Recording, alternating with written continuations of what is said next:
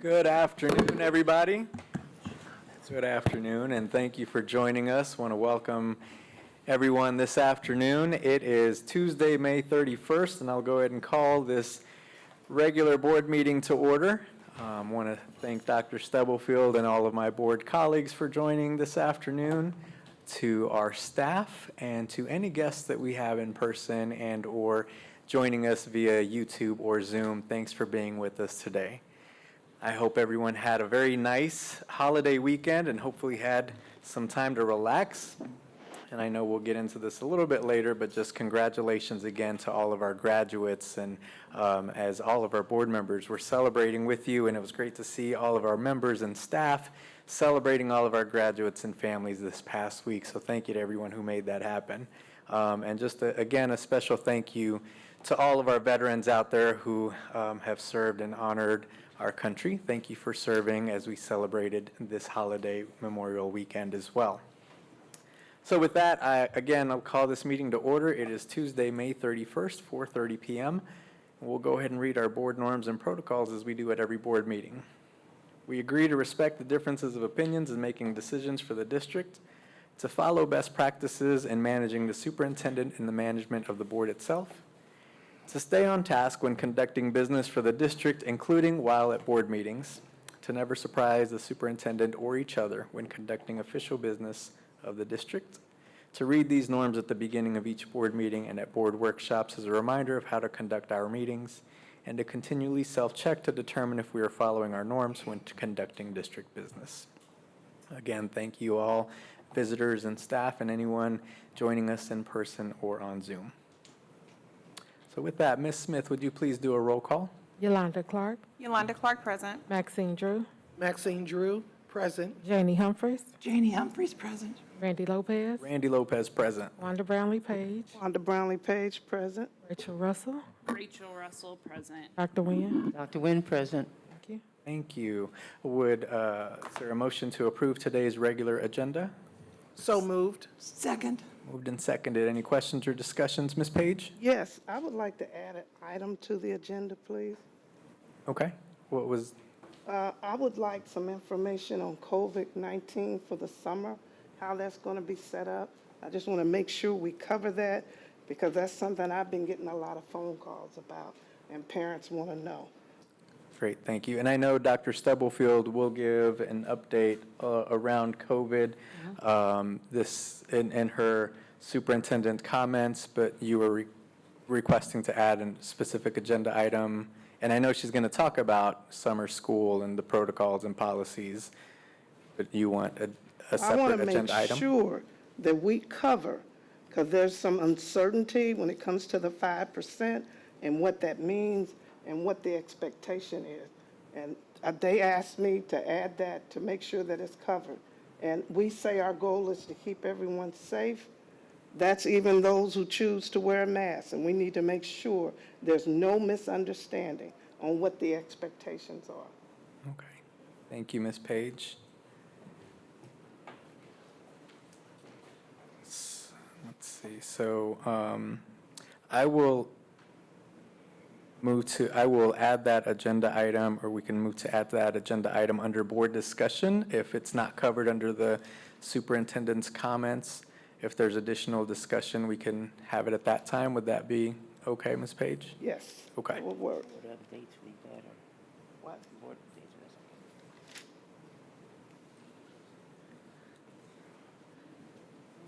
okay. All right. Any other questions or discussion on the agenda?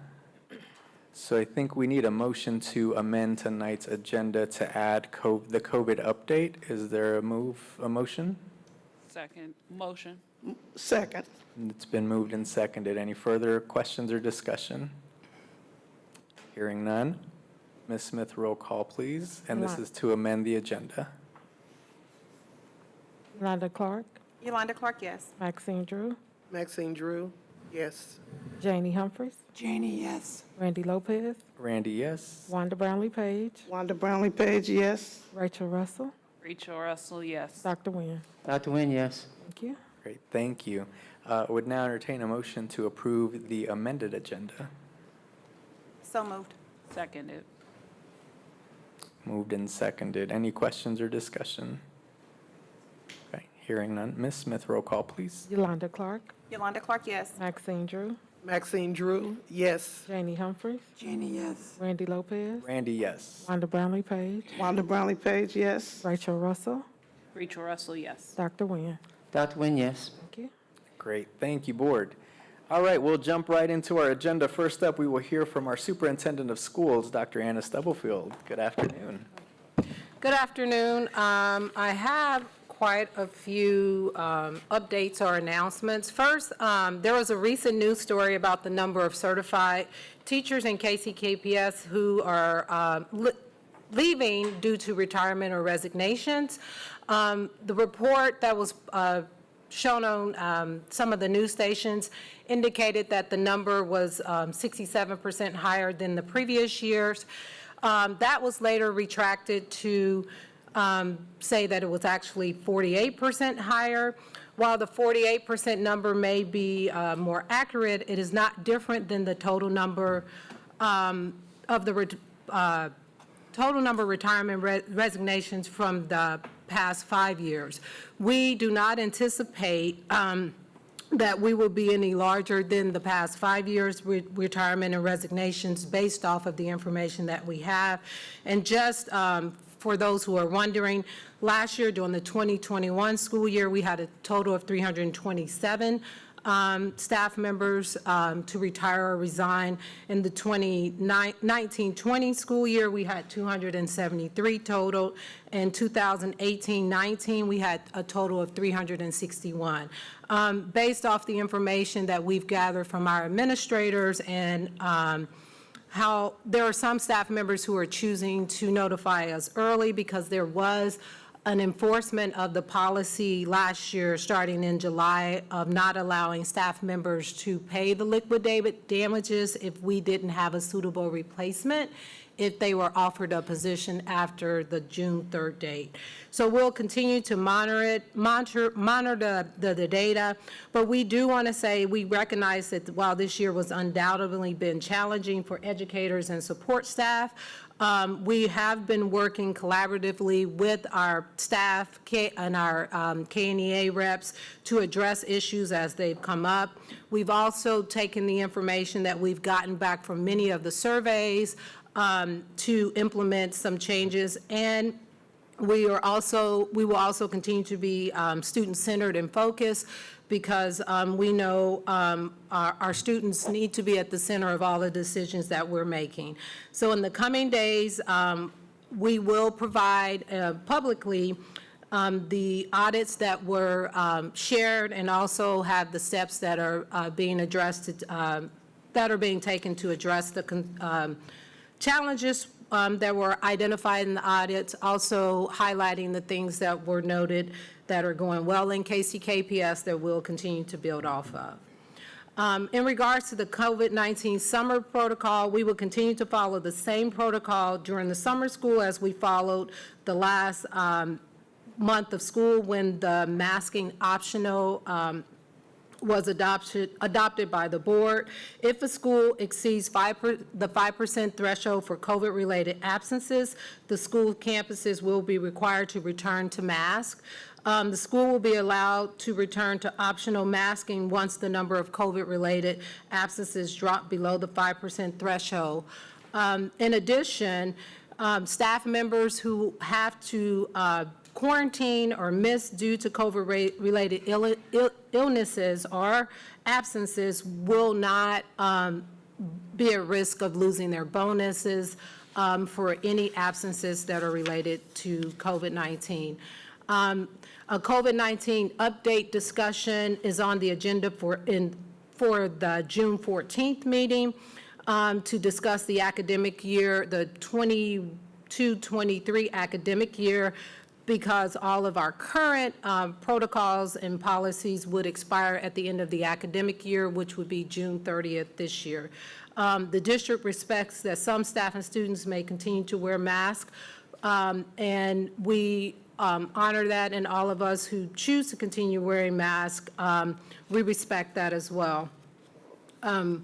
Last week, we ended our school year. I want to thank all the teachers, bus drivers, nutritional service workers, custodians, school support staff, and everyone else who helped us to have a positive school year overall this school year, and we look forward to everyone returning this year, and also excited about those who are taking part in our extended summer learning. Next Monday, join Vibrant Health and KCKPS for a community health event to be held at Carl B. Bruce on Monday, June 6th from 2 to 6 p.m. You can get your childhood immunization shots as well as the COVID-19 vaccine or boosters. Free food tickets will be distributed to those who receive a vaccine for the first 150 people. I just do want to note that event is not just limited to COVID-19 vaccines, but any immunization shots that your child may need, they can get at that event. Congrats to Eugene Ware. As the math week ended, we want to give a shout out to Ms. Singleton's class at Eugene Ware Elementary School for logging in the most minutes by a class. Throughout the district, the class was awarded treats and royal tickets for their hard work. And again, I want to congratulate all of our high school seniors and their families for graduating this year. You have undoubtedly completed one of the most significant milestones in your life. We wish you all continued success on your next journey in life, and we enjoyed each of the graduations last week. We hope you're excited as we move closer to kicking off our extended learning summer program.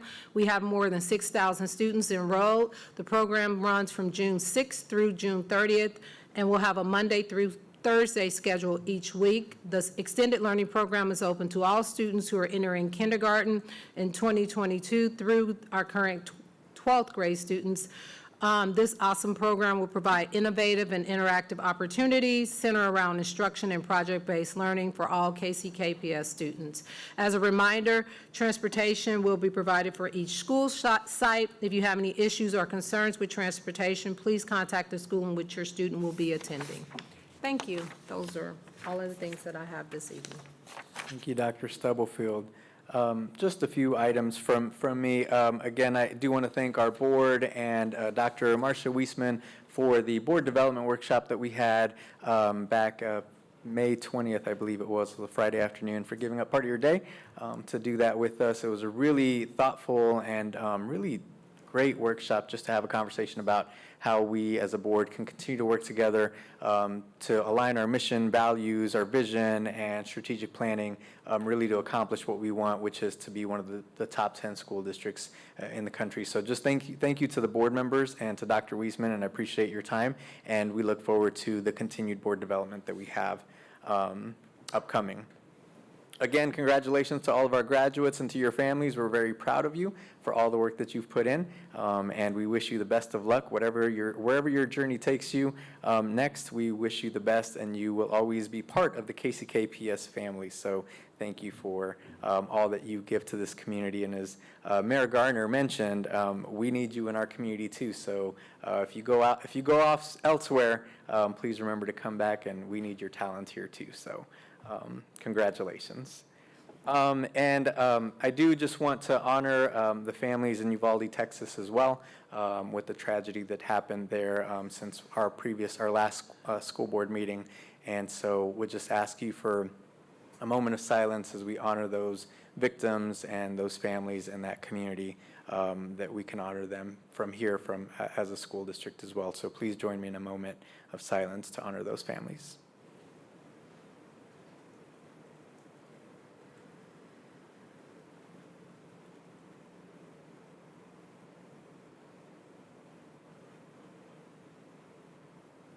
Thank you.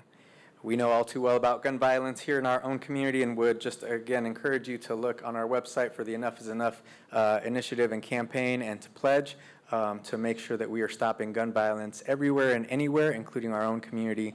So please, if you have not pledged, please go online and do so. Thank you.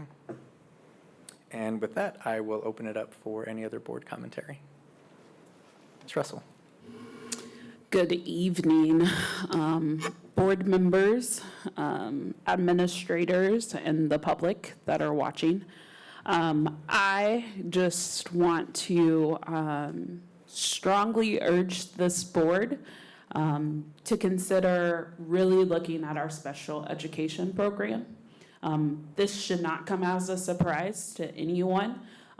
And I will say that I've spent the last week having numerous conversations with numerous individuals, from instructional coaches to those who are down in the trenches doing the work. And I think it would be very naive of this board to continue to not respond to emails or to provide an update to our constituents. We owe them the same respect and opportunity. It was very unfortunate that a lot of them felt like they went unheard by us as board members because we weren't taking the time to truly listen to those. While I respectfully respect administration, I also think another piece of our role and our job and expectations that we set is to listen to the people also doing the work. I'm disheartened by some of the things that I hear. I don't know all of the pieces of the puzzle, but I really am putting this out there as a call to action for this board. I'm a little emotional because some of the stories, they're hurtful. And I don't think that we can continue as a board to cause hurt to those in our community that are hurting, and that's our responsibility as a board. And so I don't know if it's an agenda item at a future meeting. I don't know what it is, but I think we really need to have a conversation and talk about, so we as board members have an understanding of what's happening and that we're just not passing the buck to our administrators to do all of the work.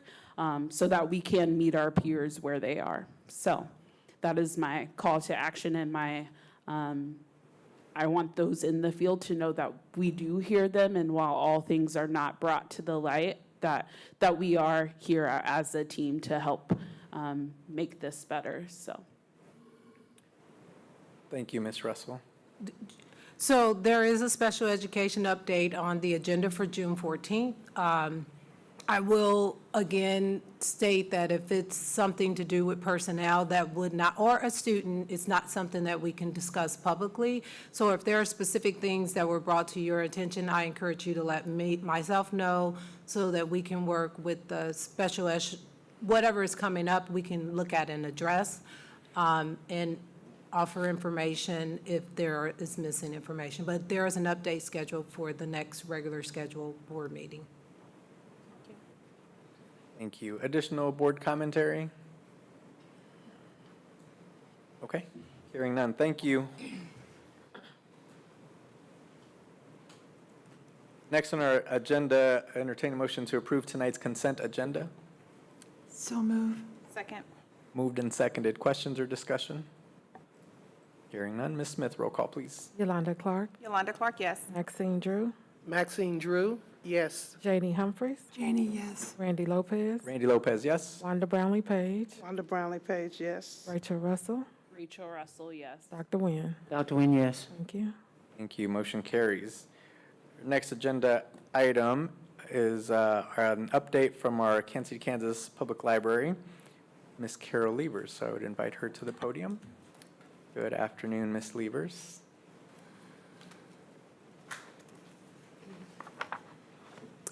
Good afternoon, Mr. Lopez, Board, Dr. Stubblefield, and community at large. Last board meeting, we brought to your attention our new strategic plan that we've been working on for a couple of months, almost a year. And I will also introduce you to the library team. With me is our Assistant Director, Rochelle McCauley. And we have with us Laura Lovelace, who is the manager for the main library. And we have Sam Moore, who is the IT manager. And Carl Foster is here. He's the assistant manager at the main library. We also have Linda Wolford. Sorry, Linda. She's the manager at the West Wyandotte Library. And we have Rachel, what's Rachel's last name? Miller, and she's the children's librarian at the South Library. We have a very large committee, but these were the people who took the lead. Rochelle was charged to take the lead, and of course, she had the staff work on the strategic plan. We've also shared with you, we handed out a hard copy, and we are coming today just for them to share with you how they did it. It's just going to be a short, and if there's any questions, they will be here to answer anything that you need. Carol. Hello and welcome. It's nice to see all of you. Thank you. Good afternoon. As Carol had mentioned, my name is Rochelle McCauley. I'm the Assistant Director of Libraries. I served as the chairman to the library strategic planning committees, and they consisted of all of the library's management and supervisors. And Carol already welcomed some that are in attendance with us today, but we had a very large group. We were up to 13 and 14, if I remember right, in correct numbers, as we tried to brainstorm these things moving forward. But our presentation tonight, we're just going to let you know that we are very grateful and appreciative of your time to share some information and some highlights. But we'll just touch base on the key information for the 2022 and 2027 strategic plan. But a little bit about the background planning and additional things that went on with that was that our first, a little insight to you is we all know that the COVID-19 pandemic really changed a lot of things for us. And that kind of brought us a new world of communication with our communities. And through their voices, we heard their wants and their needs and their continuous ability to provide us those feedback as we gave those abilities through our online avenues and platforms. The library, at one time, I felt we were a little overwhelmed with all of the feedback that we were receiving. It was positive, it was constructive, and it was very insightful. But when you have so much information to weed through, what do you do with it? You don't want to lose those key parts and assets that you have with you. So we began putting a plan together. We took service plans and began to embrace the changes for the limitations that the COVID-19 pandemic set for us as a library. We also quickly found the necessary supporting statistical information to build upon our framework so the library could build that next strategic plan that was quickly going to approach us. Whether we knew if we'd be in a pandemic or not, we knew we needed to have a plan in place. So our strategic planning committees really began to brainstorm, and they formulated a very nice draft plan that went through many, many months of revisions. And then they incorporated all of the collected data, statistics, and feedback to set the groundwork for those future goals and objectives. Over the course of actual 17 months, with paper to pen and pen to paper and pencil erasers and everything, the library administration and the strategic planning committees recognized the importance and the value of always making improvements. You will see that some of our strategic goals and objectives are really continuations of what our current efforts are, but we're going to build upon those because we can continue to do more and we can continue to provide more for our library patrons. So, as you can see, there's a few highlights there on the introduction and reflection, some of the key things that I pointed out. But I'm going to turn the fun part for you guys over to Laura Lovelace, our main library manager, and then Sam Moore, who is our IT manager, but he was my sub-chairman throughout all of this. So let's turn it over to them. Thank you. The first thing I'd like to say, Mr. Lopez, you mentioned all the graduates and how thankful we are for them. Last Thursday night, 2 of them came into the main library to take their graduation photos with a professional photographer. And that makes me happy that there are still high school age students out there recognizing the value and documenting the value of what the public library can do for them. So today I'm going to talk to you about equity, diversity, and inclusion. 3 words you're very familiar with at this point. Equity, the fairness with how we treat people, diversity, recognizing that we're all different, and inclusion and making people feel welcome wherever you are. Those 3 guiding principles are going to be the foundation for everything you hear about going forward in this plan. But we wanted to reinforce that with our number one goal is that we support equity, diversity, inclusion, and that all library operations will be responsive to the needs of a diverse community. This goal is about making the commitment and articulating it loud and clearly that we are committed to EDI. Libraries are for all, you've heard that, and you've certainly heard that we are probably the second most, if not the most diverse county in the United States of America. We live and breathe that every day. We embrace that idea. And part of what our big mission is that while libraries are for all, it is hard for some people to engage in public libraries with some of the obstacles that they face. And so those that face the greatest barriers, it's important for us to create a continuous environment that makes improving EDI possible. And we do that through the goals that you're going to hear about today. First of all, we would like to do an audit, a professional audit. Will help us understand what our baseline level of performance is. We think we know what we're doing, but it's always better to have someone from the outside who can take an objective look at it, and that is what we intend to do. I will just tell you that it just so happened today we have a Lunch and Learn series that we're doing at the library by Zoom. We've been doing it for 2 years by Zoom.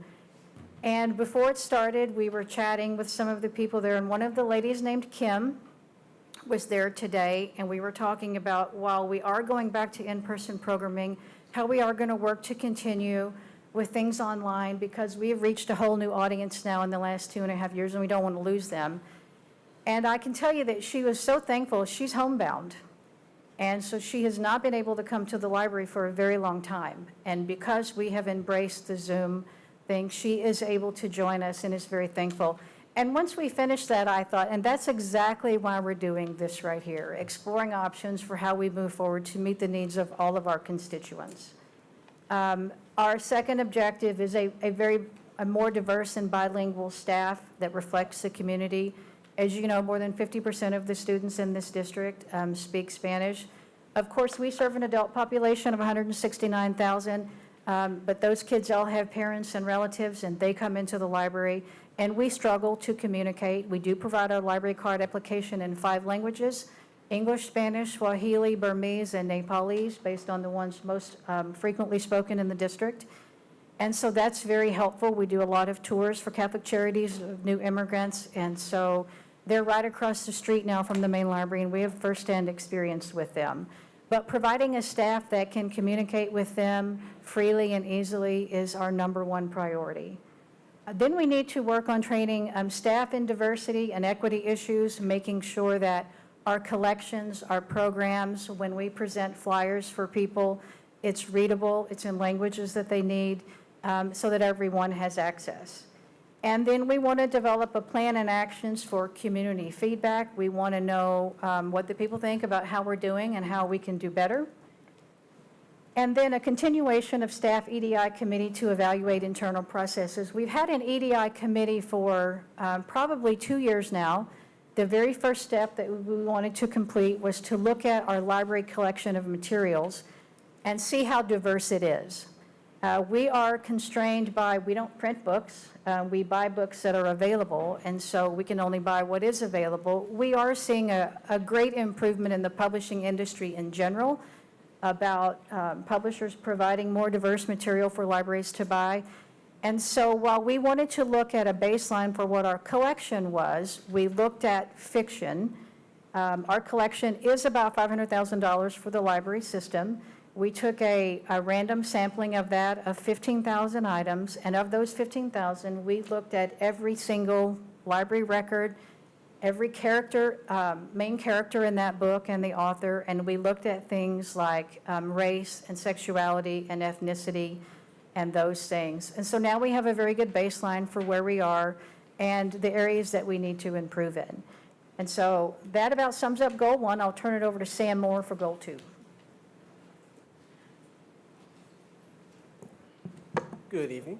Good evening. So for goal number 2, the thing that we really looked at after hearing from all of our staff was how can we better use our collections, our programs, and our services to better serve our library users. The first objective really is library programs, outreach, and collections that reflect community needs and motivate diverse groups to seek access. One of the things that we really saw out of COVID was our switch to virtual programming, of which we doing more public. Sorry about that. Our switch to virtual programming, of which we have seen a huge outpouring from people's love for it. Our book chats, our author events, and whatnot. And we're really wanting to continue on with that as we move forward for the next 5 years and include that in addition to our return back to in-person programming.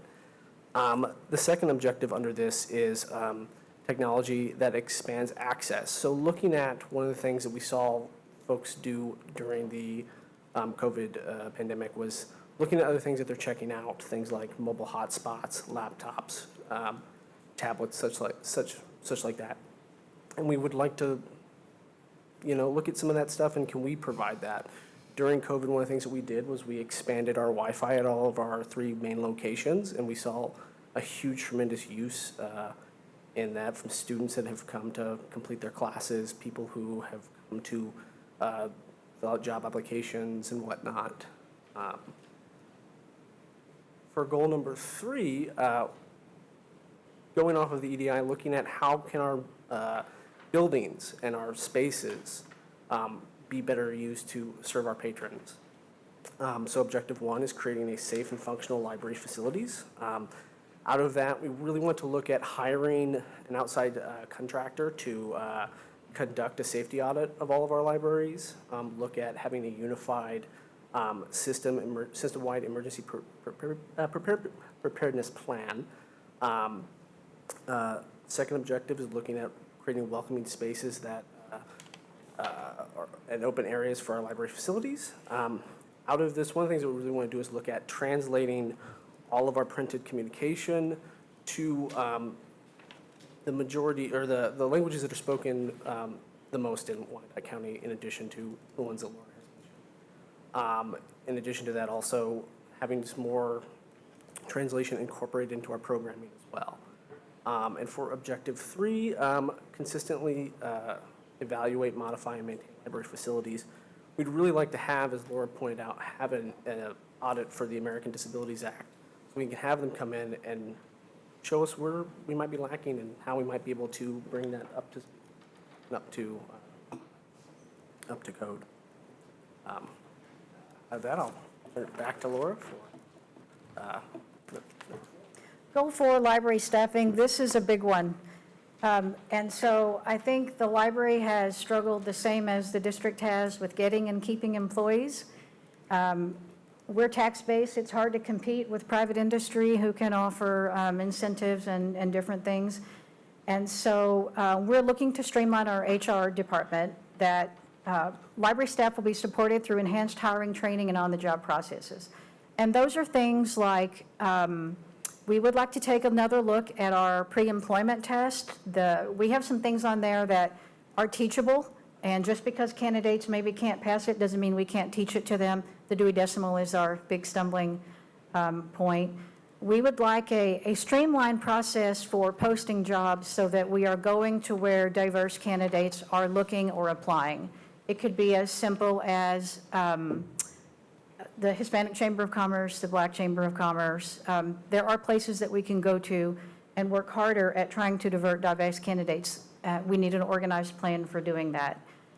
We want to do things like make sure that we're offering equitable pay for staff and their education, their skill set, whether maybe that's bilingual. If you have a language skill, that's very important to us, and we should be able to reward people for that. We need to do a better job of evaluating our job descriptions on a regular basis. Things change, and so we want to make sure that we're staying current with what common practices are in the library world and making sure that we can be competitive by that way. We want to make the annual process more meaningful by using tools like stay interviews. Those are things that would help us understand not necessarily that staff are leaving, but if you were going to leave, what would make you leave? And that helps us plan for approaching things like that. Objective 2 is a program of professional activities for staff growth and enrichment. We need to do a better job of providing staff with opportunities. They feel like they're growing professionally and are more willing to stay with us. Objective 3, an onboarding process for new employees that is consistent and useful. Onboarding should not be the same as training as existing employee. We are bringing in a lot of employees from the outside who perhaps have never had a job in the library field before, or we see a lot of candidates out of high school that have never had a job before. And it takes some work with those, and we need a streamlined process for making sure that we are treating new employees right and giving them all the tools that they need. That includes things like a staff handbook, soft skills training. We have tended to focus on technology training. Technology drives a lot of what we do in our world, but there are soft skill things that we need people to be able to understand what customer service means, and, you know, simple things that are important to us about confidentiality and privacy. We need organized training for those things. We would like to develop a staff mentor program so that we can build new leaders going forward. Many of us are of the same age, or we're going to be retiring at the same time, and we need to work on developing some people who are willing to step in and take on new roles. Objective 4 is a training program that builds knowledgeable, empowered, and productive staff. We need to make sure that we are following industry practices and standards, and as things change, we need to change with it. We need to cross-train so that we can have a more flexible workforce. If we need help on the mobile libraries, we need to be able to get staff to help on the mobile libraries. And so we need staff to understand that there are a lot of duties that go on that make the library run, and so staff need to be able to do all of those things. And Objective 5, boosted employee morale and well-being. This is something you have probably also heard a lot about over these last 2 difficult years. It's been hard to keep staff motivated. I think that employees get into our business because they enjoy working with people and helping with people, and when we were absent that for such a long time, I know on my staff in particular, I saw people really missing that engagement with the public. And so we're working to build that back, and it's going to be helpful that we can do programming now, but there's a lot that we can do. Sometimes it's the little things that go a long way with employee morale. And then finally, Objective 6, effective communication to staff. Probably the single most common thing that you hear agencies say that they don't do well at is communication, and we're probably no different. And so we're looking to streamline how we relay info to the public, to the board, to our employees for things that change. That's all I have.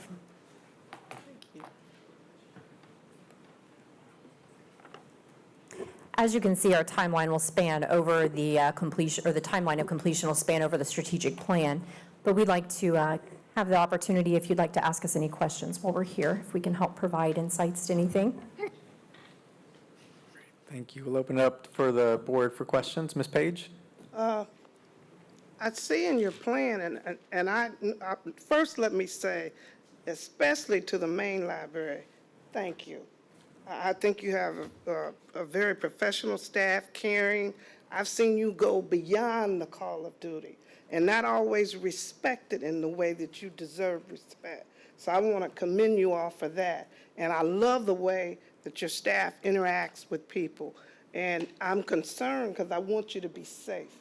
And I know sometimes when we have other activities, we pull security away. Will you address that? Because you really need somebody at that particular library pretty much 24/7 the whole time you're open. And it's not fair to you to pull somebody away. And I don't know if people understand, if you've never been there, you need to go.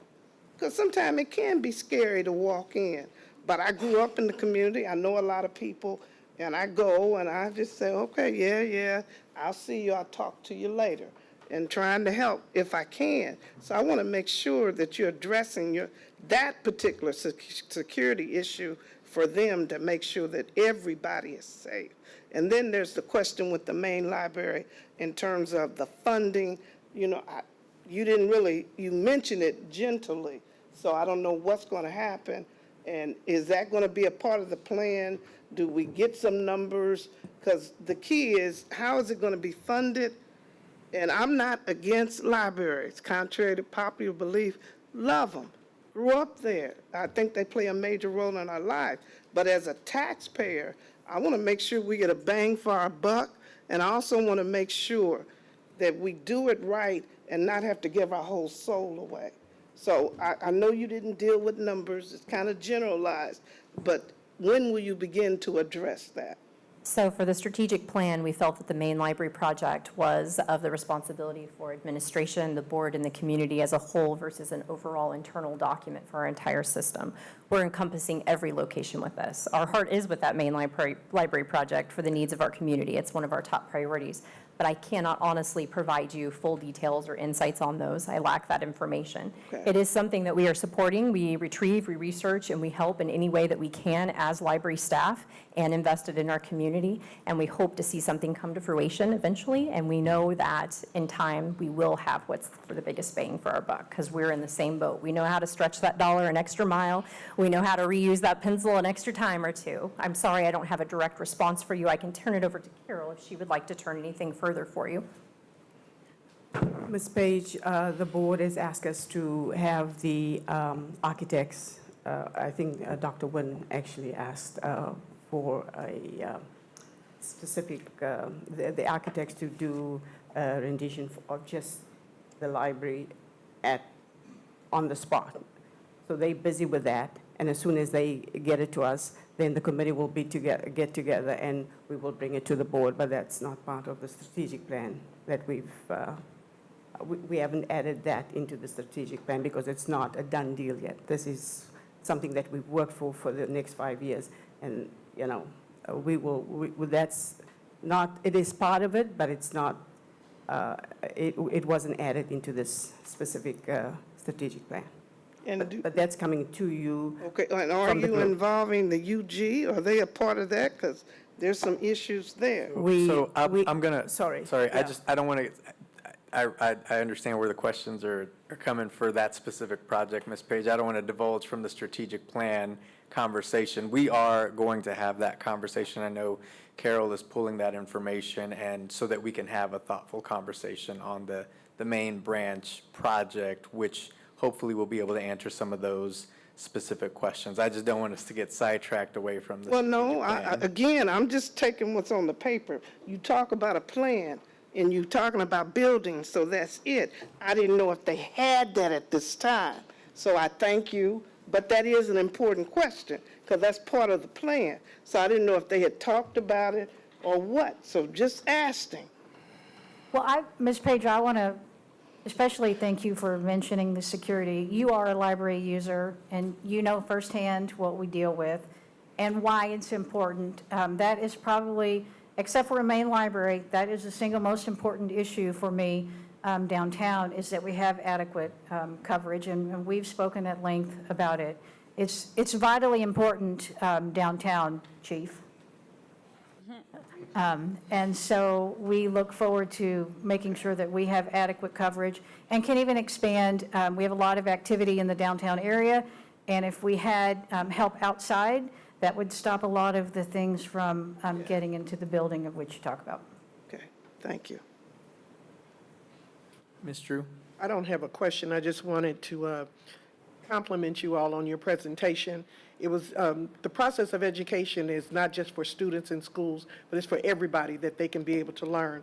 And by you presenting the information about the library, it was very good, and I just wanted to say thank you. The dynamics of our world is changing tremendously, and you recognize that, and it's good for us to be able to hear that you have a plan to put into place so that you can bring forward in a more positive way. Not that we're looking at the negative, but we're focusing more on the positive things. And again, I just wanted to compliment you and say thank you. Thank you very much. We appreciate that. Thank you. Additional questions? Ms. Russell? So my question comes from a involvement piece of who was involved in this strategic plan making. I heard you speak a lot about staff.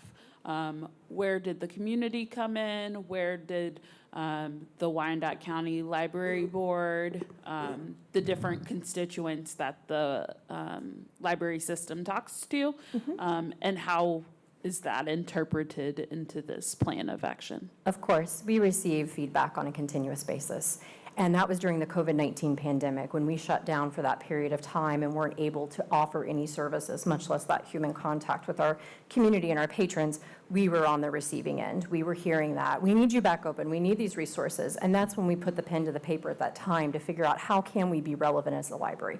So as community leaders, partnerships, organizations, staff, those tie-ins, especially with our front lines, that's where that critical feedback was coming in at that time. We were overwhelmed. And as we started to adjust those services and accommodate some of these requests, that's when our statistics and some of our internal data measures that we use on a regular basis for research processes was implementing those new services and programs with safety in the forefront. And as we continue to weed through that information through those early 2 years, that's when we realized that we had more information than we could ever accommodate at one time. And so we started incorporating more and building this full strategic plan. So in reality, this is an encompassing plan from our cry from the community and what they were needing during our shutdown time and trying to establish some of those services. We offered online platforms for anybody that can give feedback at any time. That was overwhelming, welcoming the online platform where we had not done before. So a lot of feedback was received that way. We receive community feedback on a regular basis. As the assistant director, most of that funnels through my office, but I know our branch locations, along with our supervisors and management, we have those outlets and inlets of information coming in. So I cannot formally say that there was a survey or a time period where that information was collected with specific information. It was just during the cry of the community and what they were needing at the time and building upon that. And we realized that our relevance to keep doing better and better for everybody was to keep listening to that, and we are incorporating those. Moving forward, I believe it's in our Goal 2, Goal 3 area. We want to hire outside surveying companies. As professional researchers, as librarians as we are, we can survey, we understand how to do it, but we're internal, and we want to do even more for those planning processes, so we will reach out further. Does that answer your question? Yeah, I think that answers my question. I just also want to challenge the plan in the place of, as it was mentioned, DEI or ID, I don't remember exactly how you had it. That is something that has been around. Everyone has known that you have to get online to do things now. And so I just want to challenge the plan to looking forward to the future of, in the next 5 years, are we just going to do the things that we've been doing or that we grew in during the pandemic? But how does this plan go past that? So we know that staffing is an issue for many agencies. So how do we move past just saying we want a more diverse pool, but how do we become more diverse with the folks that we do have? And it speaks to that, the continued need to keep things relevant for those who are currently in the space, but also how do we give them the skills, as she mentioned, to make sure that our staff, hey, if we don't have a bilingual person, here is a resource that you can use to translate or a service, more past the just people steps. And so I think that's the only thing I'm missing from the plan is I don't see the forward vision, because we do have the opportunity in the next 5 years for our library to be more forward thinking and more what will the world of libraries be in 2027, whatever it said up there. I was like, ooh, that's scary to think about. But that would just be my, not critical feedback, but my crucial thoughtful feedback. So thank you. I think that is beneficial. What we did not include in our presentation tonight was the action plan for all of this. And if anybody's familiar with project management, it comes down to how do you put that on a spreadsheet? How are you going to maintain what starts, what finishes? What if it doesn't work? What if we don't have the resources? What if we can't make this change? And that's where that communication tool will come in too. But we will have an action committee that will consist of all of our supervisory staff. They will report to higher management to hold everybody accountable in the organization. So we are looking at this from every faucet internally, but also getting that feedback professionally, externally. So yes, I'm sorry that I didn't have all of that in there, trying on a time constraint, not to hijack the meeting or the time by any means, but yes, that is right where we need to be, because what's on paper now may not be the same in 2 years. As we've learned with the pandemic, life has changed for all of us drastically. Well, you definitely answered my question now. Good so deal. Thank you. I appreciate that. Ms. Clark? Can I just add one thing? Thank you for the presentation. It makes sense. I appreciate everything that you have here. One thing that I think about is like we don't live and breathe as much of the library information as we get with the district stuff. So it just makes me wonder, Ms. Levers, when you give your updates, like how do we measure success? Or maybe if you tie it back to the strategic plan and what we've been able to see, I think that would help me, so, and probably help you as well, so that you're able to see where you're moving the needle. And then as you are changing, because it's a fluid process, as you're changing, then we have those conversations or we're able to see the change. So that's my feedback. Thank you. That's great. Thank you. Additional questions or comments? Thank you, team, for the information. Thank you. Appreciate Thank it. you very much. Would entertain a motion to approve. I believe we are looking for approval tonight of the strategic plan. This has come before us at the previous meeting, so would entertain a motion to approve tonight's strategic plan as presented by Ms. Carol Levers and staff. So move. Second. Moved and seconded. Are there further questions or discussion? Seeing none, Ms. Smith, roll call, please. Yolanda Clark, Yolanda Clark, yes. Maxine Drew, Maxine Drew, yes. Janie Humphries, Janie Humphries, yes. Randy Lopez. Randy Lopez, yes. Wanda Brownlee Page, Wanda Brownlee Page, no, because I'd like to see more detail, the action plan part.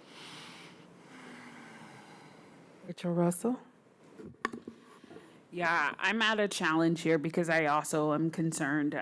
There are no SMART goals. I would also like to see more of an action plan, but I am gonna vote yes with the understanding that, as Yolanda just mentioned, I would like to see how this is incorporated through all of the actions of the library, as well as continual updates regarding the strategic plan, because I just don't want it to be a document that we pass and never actually see the needle moved on the work over the next 5 years. So, thank you. Dr. Nguyen. I will vote yes, but I will concur with what Ms. Clark said. We don't spend enough time managing the library. And so I think we need to carve out more time and have more effort in devoting our supervisory role to the library. Thank you all. Thank you for the feedback. Motion carries. Thank you again to the library team. Next on our agenda, invite Ms. Samry Devon to the podium as we hear of our Employee of the Month.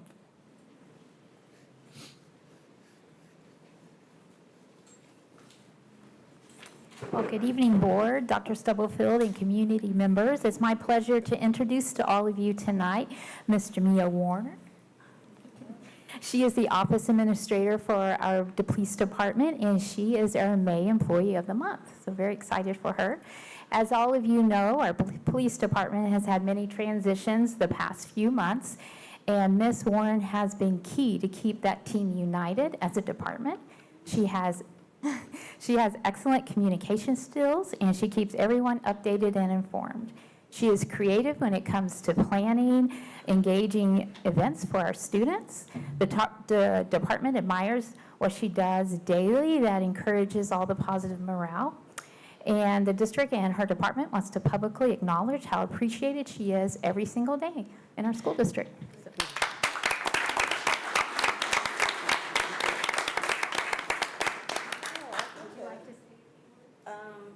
Yeah, I want to thank my department. We do a lot of great work, and it's a lot of great people in my department.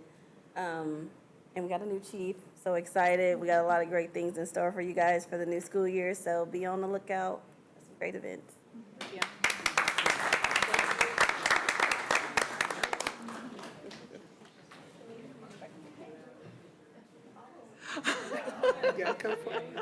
Good to see you.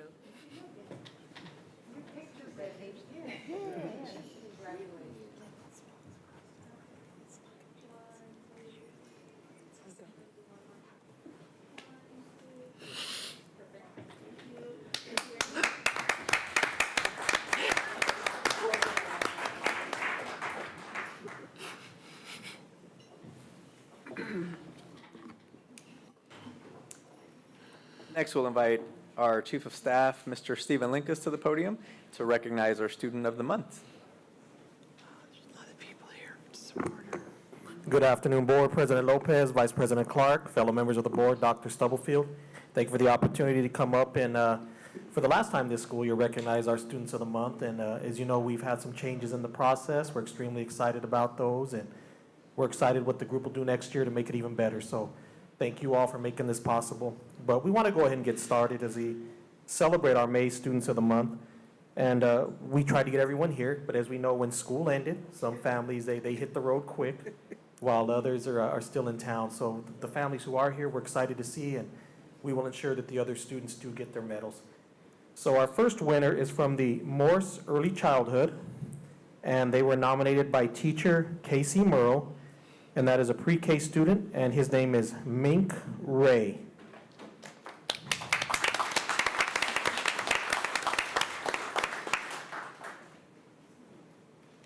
I knew the student wouldn't be here, but I didn't know the staff wouldn't. I'm here, sorry. Come on up. Sorry.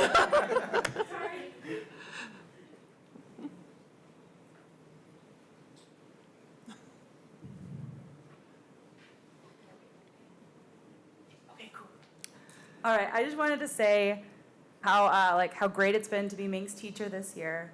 I nominated him because he is a leader in our classroom. He's always willing to help us and his classmates.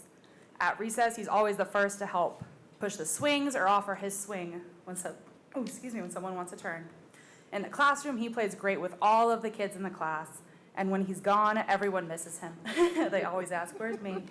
And when he comes back, it's always a great day. When some kids are having a hard time, Mink is very patient and tries to help them through their feelings by giving suggestions of things they can do. At lunch, he would always start conversations and try to include all the kids at the table. He cheers on everybody's successes and accomplishments in the classroom with genuine joy and enthusiasm. And it's been a joy to be his teacher this year. So, yeah. And I know we have a picture. I didn't put them up here, so I'm just trying to find.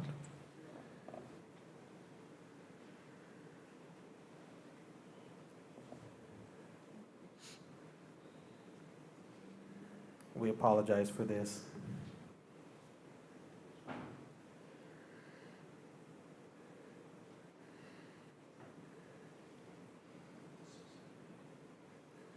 Okay, we'll get the picture up. We can't find that picture, and I apologize for that. Our next winner is from New Stanley Elementary, and they were nominated by their teacher, Andrea Madrigal, and the winner is Julian Dominguez, who's in 5th grade.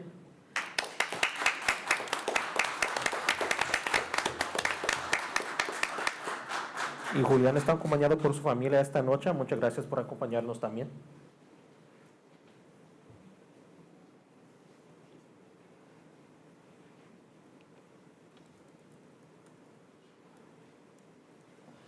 Hello, everyone.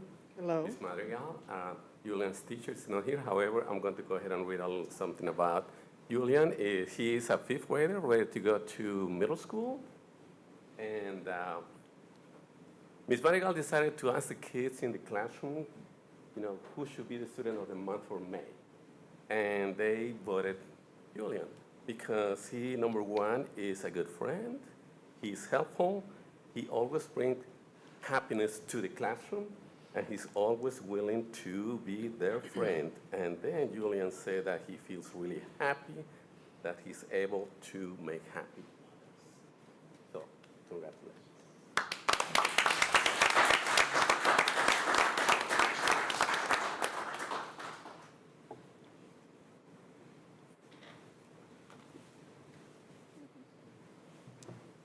Julián will be coming up front to take a picture. Si quieren tomar algunas fotos, y puede pasar para aquí también.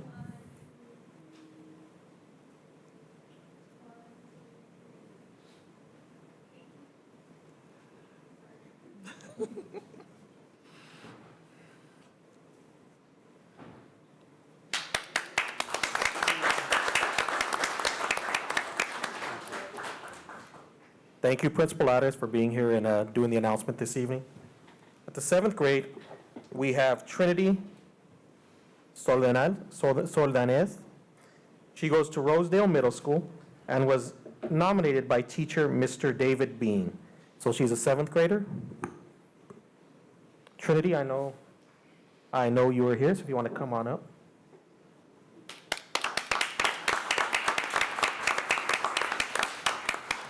And Mr. Bean will be discussing the fine qualities of Trinity. I had the honor of being Trinity's FA teacher and math teacher this year, so I know a lot of good things about her. One, I know how amazing of a math student she is, and not just in math, just overall, just quality student and everything. All of her teachers only have the best things to say about her. She's always working her hardest, and if her grade drops below 100, she's always going to make sure it goes right back up. She doesn't accept anything but that. As a person, she's a wonderful sister to her brother, who I also have the honor of teaching and being with quite often. She's always making sure he's on top of his grades, doing what he's supposed to do, and if he's not, she makes sure he knows. She is extremely creative. Crochet? All sorts of crazy crochet creatures have come through the classroom throughout the year. Really cool, really creative, all sorts of other different types of art. I know I'm forgetting other things, but Trinity is an amazing kid. I know that her future is extremely bright, whether she chooses to go down an academic or artistic pathway. I've truly been honored to have her in my classroom multiple times a day this year.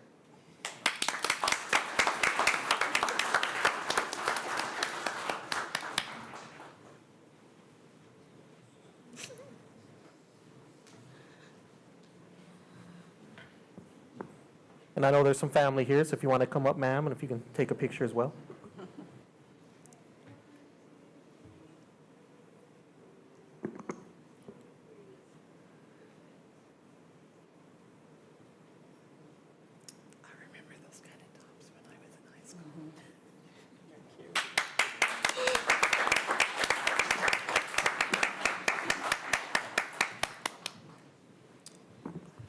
And our last award, and our last at the high school level, is going to be a little different than normal, but they're team members. So, you can't break up a good team, and they've honored our schools, and they're from J.C. Harmon High School. And they were nominated by Layman Dumboya. And if I can have Wyatt, Alejandro, Willie, and another Trinity, please come up.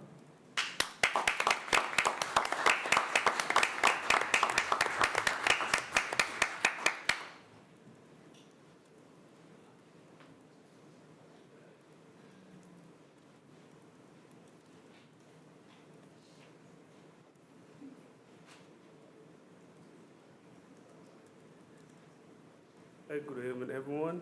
My name is Lamin Dumboy. I'm a math teacher and PLTW engineering teacher at J.C. Hammond High School and also the robotics coach. Now, only 3 here today, but I nominated 4. One of them is graduated this school year, of course. He's off and running already. We cannot get him here today.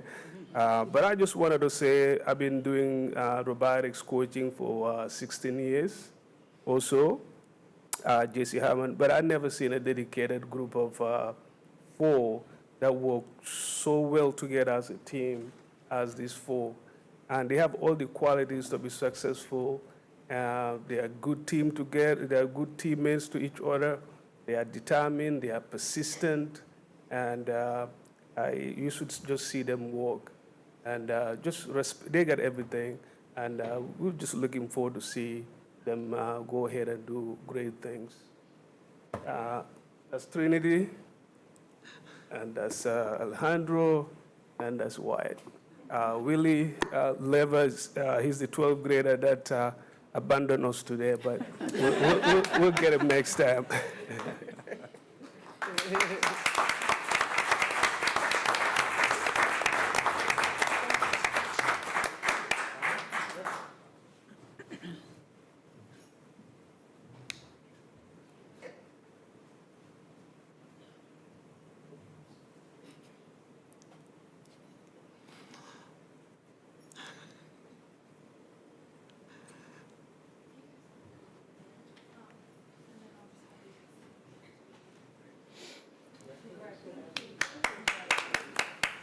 And if there's any family members, if you could come up and get some pics.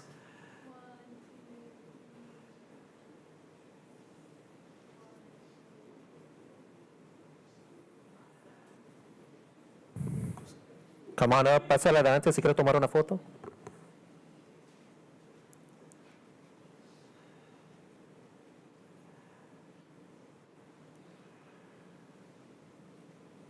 I think we have one more, or two more.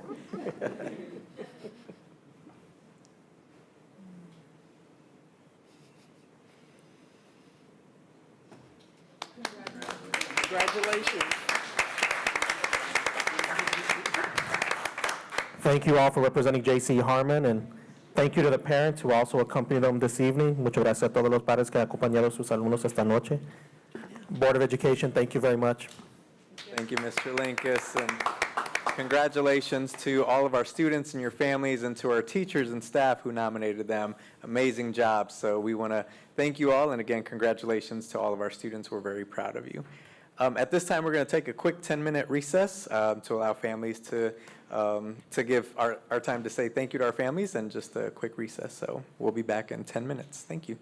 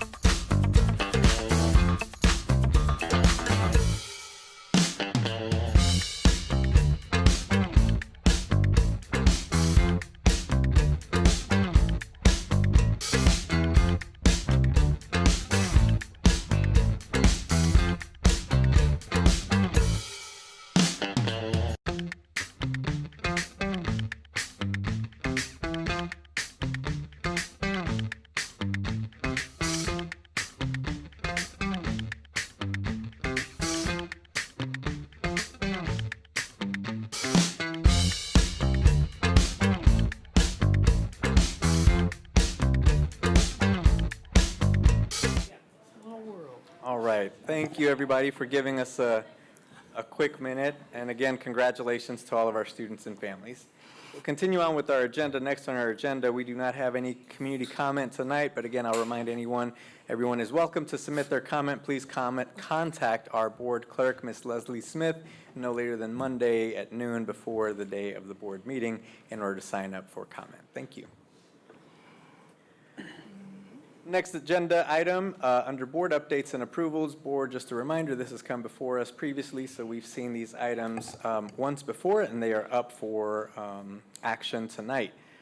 First agenda item is the renaming of Fairfax Learning Center and the new mascot for Arrowhead Middle School. Dr. Ralph Turan is here to answer any questions from the board. I do just want to, again, say thank you to our board committee, Ms. Clark, Ms. Russell. I know Dr. Yeager was a part of the committee. I know Dr. Nguyen was also present at some of the meetings, and to all of our staff and parents and family members and community members who participated in the committee in some form. As a reminder, what came before the board at the May 10th board meeting was a recommendation from the committee to rename the Fairfax Learning Center to the Alfred Fairfax Academy, and the second recommendation that came before the board was to change the Arrowhead Middle School mascot to the Wolves. So board, that is being brought forward for us tonight again. And again, Ms. Clark, is there anything else you wanted to add from part of the committee?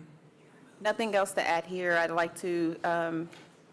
would like to go ahead and ask that the board approve the written recommendation of the school renaming committee on renaming Fairfax Learning Center and designating a new school mascot for Arrowhead Middle School as submitted on behalf of the board, on the naming committee. I so moved. Second. Moved and seconded. Are there questions or further discussion? Seeing and hearing none, again, just thank you to the committee. Thank you to our staff who worked hard on this, and to our community members and students who have worked on this as well. Ms. Smith, would you please do a roll call vote? Yolanda Clark. Yolanda Clark, yes. Maxine Drew. Maxine Drew, yes. Janie Humphries. Janie Humphries, yes. Randy Lopez. Randy Lopez, yes. Wanda Brownlee Page. Wanda Brownlee Page, yes. Rachel Russell. Rachel Russell, yes. Dr. Nguyen. Dr. Nguyen, yes. Thank you. Motion carries. Thank you and congratulations, Congratulations. to Alfred Fairfax Academy and to the Arrowhead Middle School Wolves. Thank you. Our next agenda item, it's recommended that the Kansas City Board of Education accept the bid from Kansas Truck Equipment Company in the amount of $264,805 as submitted by Wayne Correll, Dr. Ralph Turan, Miguel Martin, and as recommended by Dr. Anna Stubblefield. So moved. Second. Moved and seconded. Any questions or discussion? Seeing none. Ms. Smith? Yolanda Clark. Yolanda Clark, yes. Maxine Drew. Maxine Drew, yes. Janie Humphries. Janie Humphries, yes. Randy Lopez. Randy Lopez, yes. Wanda Brownlee Page. Wanda Brownlee Page, yes. Rachel Russell. Rachel Russell, yes. Dr. Nguyen. Dr. Nguyen, yes. Thank you. Motion carries. Thank you. Next agenda items recommended the Kansas City Board of Education accept the bid meeting the written requirements from Anderson Erickson Dairy in the amount of $1,842,400 as submitted by Wayne Correll, Dr. Ralph Turan, and Dr. Anna Stubblefield. So moved. Second. Moved and seconded. Questions or discussion?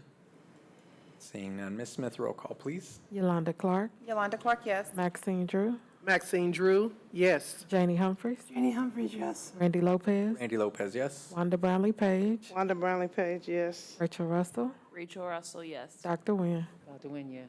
Thank you. Motion carries. Thank you. Next, it's recommended the Kansas City Board of Education accept the bid from KC Bennett Equipment in the amount of $130,298 as submitted by Wayne Correll, Director of Purchasing, Dr. Ralph Turan, Interim Chief Financial Officer, and is recommended by Dr. Anna Stubblefield, Superintendent of Schools. So moved. Second. Moved and seconded. Questions or discussion? Seeing none. Ms. Smith, roll call, please. Yolanda Clark. Yolanda Clark, yes. Maxine Drew. Maxine Drew, yes. Janie Humphries. Janie Humphries, yes. Randy Lopez. Randy Lopez, yes. Wanda Brownlee Page. Wanda Brownlee Page, yes. Rachel Russell. Rachel Russell, yes. Dr. Nguyen. Dr. Nguyen, yes. Thank you. Motion carries. Thank you. Next agenda item 7E, the bid for toilet partitions replacements. Recommended that the Kansas City Board of Education accept the bid for McQueenie Associates in the amount of $149,000 as submitted by Wayne Correll, Dr. Ralph Sharan, and as recommended by Dr. Anna Stubblefield. So moved. Second. Moved and seconded. Questions or discussion? Ms. Smith, roll call, please. Yolanda Clark, Yolanda Clark, yes. Maxine Drew, Maxine Drew, yes. Janie Humphries, Janie, yes. Randy Lopez, Randy, yes. Wanda Brownlee Page, Wanda Brownlee Page, yes. Rachel Russell, Rachel Russell, yes. Dr. Nguyen. Dr. Nguyen, yes. Thank you. Motion carries. Thank you. Next item, agenda item 7F. It is recommended that the Kansas City Board of Education accept the bid bill rate, pay rate from Labor Max as set forth in the table presented in the board agenda as submitted by Wayne Correll, Dr. Ralph Turan, Lenora Miller, and as recommended by Dr. Anna Stubblefield. So moved. Second. Moved and seconded. Any questions or discussion? Ms. Smith, roll call, please. Yolanda Clark, Yolanda Clark, yes. Maxine Drew, Maxine Drew, yes. Janie Humphries, Janie, yes. Randy Lopez, Randy, yes. Wanda Brownlee Page, Wanda Brownlee Page, no. Rachel Russell, Rachel Russell, yes. Dr. Nguyen. Dr. Nguyen, yes. Thank you. Motion carries. Thank you. Next item on the agenda, 7G, the JAG-K expansion proposal, It's recommended that the Kansas City, Kansas Board of Education accept as an informational item to approve. Let me start that again. It is recommended that the Kansas City, Kansas Board of Education approve the renewal and expansion between Kansas City, Kansas Public Schools and JAG-K as submitted by Danita Fernandez Flores, Director of Diploma Plus, Dr. LaShonda Bilbo Irvin, IIO for high schools, and as recommended by Dr. Anna Stubblefield. So moved. Second. Moved and seconded. Are there questions or discussion on this item? Seeing and hearing none. Ms. Smith, roll call, please. Yolanda Clark, Yolanda Clark, yes. Maxine Drew, Maxine Drew, yes. Janie Humphries, Janie, yes. Randy Lopez, Randy, yes. Wanda Brownlee Page, Wanda Brownlee Page, yes. Rachel Russell, Rachel Russell, yes. Dr. Nguyen. Dr. Nguyen, yes. Thank you. Motion carries. Thank you. Moving on to agenda item number 8, new business. Board, these are new items. Hopefully you had a chance to review and look at the information that's presented. The first item, if there are any questions, we do have Mr. Wayne Correll available with us regarding the chiller replacement at F.L. Schlegel High School and Eisenhower Middle School. Would open it up for any questions. Dr. Nguyen. Thank you, Mr. Lopez.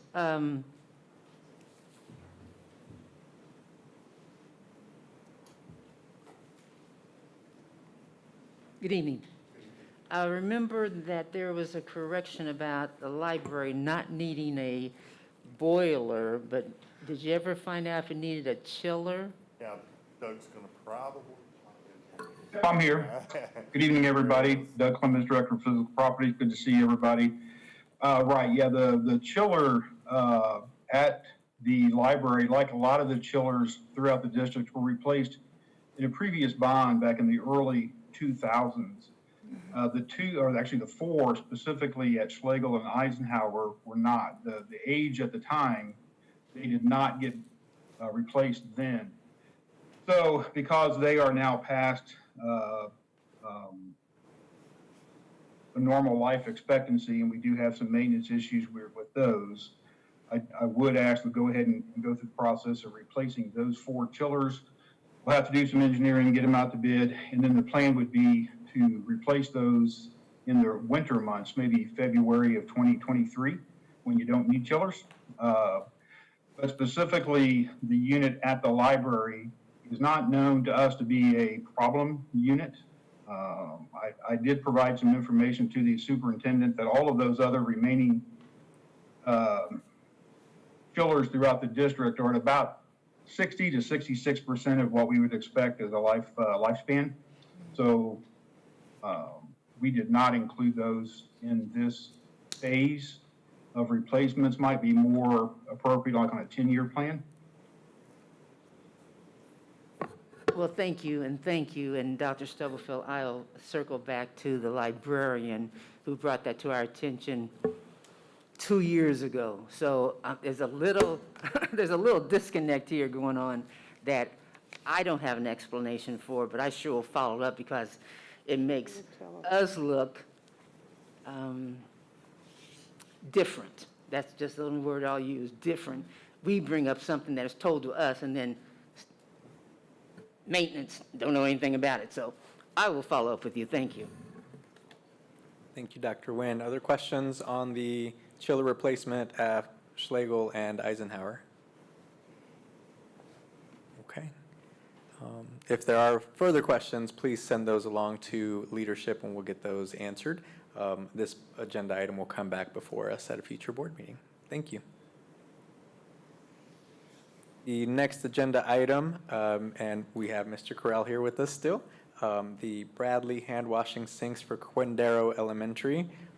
We will be soliciting for bids for 12 multi-station sinks at Quindaro. Are there any questions regarding this item? I'm sorry, does that replace all the sinks that are in there? Because when we went. Yes. Okay. He said it does. Oh, okay, because we went to visit and they were leaking, so it's good to hear that they're going to get new sinks. The Radley type sinks are the trough types. Yeah, that's what I saw. The old ones were leaking and they were having problems, so that's good to hear they're going to do that for them. Great. Thank you, Ms. Page. Other questions? Okay. Thank you, board. Thank you, Mr. Corral and Doug. Our next agenda item is recommended that the Board of Education accepts as an informational item the Safe and Secure Schools Grant. So board, I will open it up for any questions. You have the information there in your agenda item. Questions on the grant? Yes, Ms. Page. It might be me. I didn't see where the document was there. Was it somewhere else? I didn't see it by C, so I thought she was going to come up and talk about it. Or can you tell me where to look? Tracy Kaiser is here. The Safe and Secure Schools Grant just came up last week. There's a very short turnaround time. The application is due June 10th. So there weren't any attached documents. But when we first heard about the grant, our initial thought was to apply for $1 million, and there would be a matching 50% grant of $500,000. And as we learn more information from KSDE, realistically, they are only going to probably approve a $400,000 to $500,000 grant. So we would be looking at a $200,000 to $250,000 match. And what we would like to use the grant for, as it's specifically stated, is for replacement of outdoor and interior cameras that are outdated. The quality is not good, and it's hard to see when we do try to review those camera footages. So we would bring it back to the board at the special board meeting on June 6th for the budget, and we will continue to update you as we get more information. But KSDE has said that they want to obviously provide as much funding for every school that applies, and so it will probably come down to a per pupil allocation, which is going to be more in the $400,000 to $500,000 range. Thank you, Tracy. So, yeah, thank you, Ms. Page. Great question. So this will come back around on June 6th for potential action if the board so chooses. Yes, Dr. Nguyen. So help me understand what she just said, Dr. Stubblefield. When did you just find out about the application deadline? They just made it live. We've been in communication with them since you shared it. They just made it live. Was it about a week or so ago? We didn't have a. It was last Tuesday when we received notification from KSDE, and it is due June 10th. Yeah. They said it was coming, but KSDE didn't release it until last Tuesday, so you couldn't formally start to put it together until last Tuesday. although the legislators have been talking about it the whole session, KSDE didn't release it until last Tuesday, the actual application. Yeah. So, again, help me understand, when I mentioned it to you, there was no thinking about it taking place? Yeah, we did discuss it. It was around the security cameras, but we didn't have all of the information about what would be in there because KSD had not released it. And so we were operating based off of the information from previous grants. So that's what that is about, is replacing of the cameras. Okay. Thank you. Thank you. Other questions? Is that the only area, I know you mentioned cameras, and in lieu that you really don't have a security guard in the elementary schools? They share, but, and also in lieu of what's going on, have we ever thought about putting a security guard at every elementary school? Just asking. No, to add SROs was an option and you had to match it, but before we placed that in the grant, we wanted to visit with the new chief about reallocating the resources, evaluating and allocating the resources that we have. We can definitely add that to the grant. It will be, regardless of what it is, it will be up to about $400 and something thousand, and it's matching, and then once the grant is over, we would be responsible for the full cost. So with the cameras, there is more of a one-time cost, like we match it that once, they match it, and then you maintain it. When you're talking about actual people, when that money is gone within our budget, we would have to find it and/or reduce the amount of time that they are there. So the thought, honestly, when we thought about it, we were looking at, since it was a grant, not ongoing costs, but one-time costs, and then working with the new chief and his staff about allocating the staff that we have to ensure the safety of all of our campuses. Dr. Nguyen? So, Dr. Stubblefield, in lieu of your comment to Mrs. Page's comment, we will still have that discussion in time for the application deadline. We can, so we have a special board meeting June 6th. We can have he hasn't had a chance to look at it, so I can ask him to evaluate it, and if we want to include it with the cameras, we could. But if we have 38 campuses, no, we have 20-something elementary, and the average cost for the SROs, we would either be looking at or if we're just going to put them at certain campuses. He just started today. He did sit in on the conversation last week about where to allocate the resources, but he could definitely take a look at it, and we can include it. We can have the conversation. Yes. On the 6th. Yes. That's all my question was. Yep. Thank you. Thank you. Ms. Russell? So unfortunately, I want to say that I thought we all agreed that the meeting on the 6th and the 13th, that we wouldn't add any additional. So I am eerie to put something else on. Like, I don't know if we should make another time. I just want to throw that out there because we talked about we really wanted to focus on the budget at those meetings, and I want us to stay true to what we said we wanted to accomplish. And discussions can sometimes carry on, and so I just am cautious, but I also want concerns to be addressed too. So I just wanted to throw that out there. So you definitely can select another time. The deadline is on the 10th.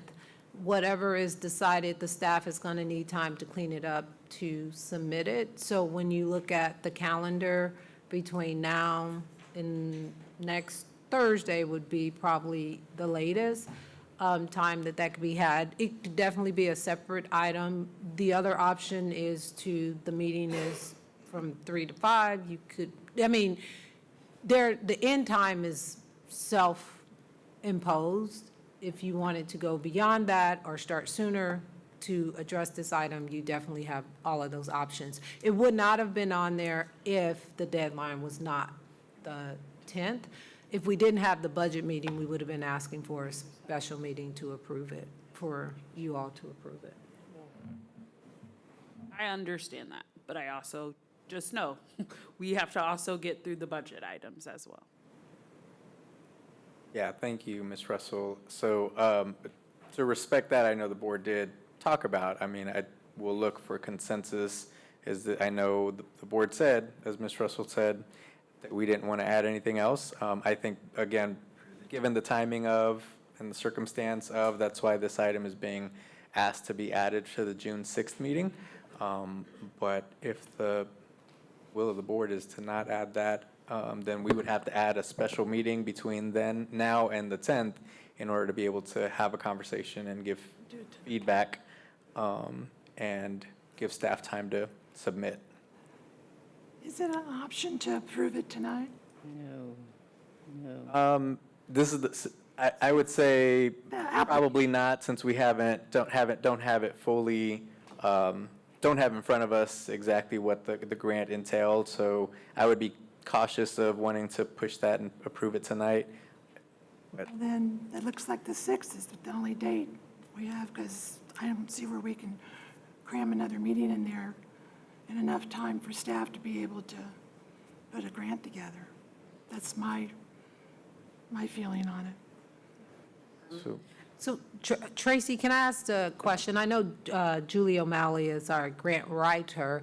So does the board want to see the actual grant application that they're completing as an attachment?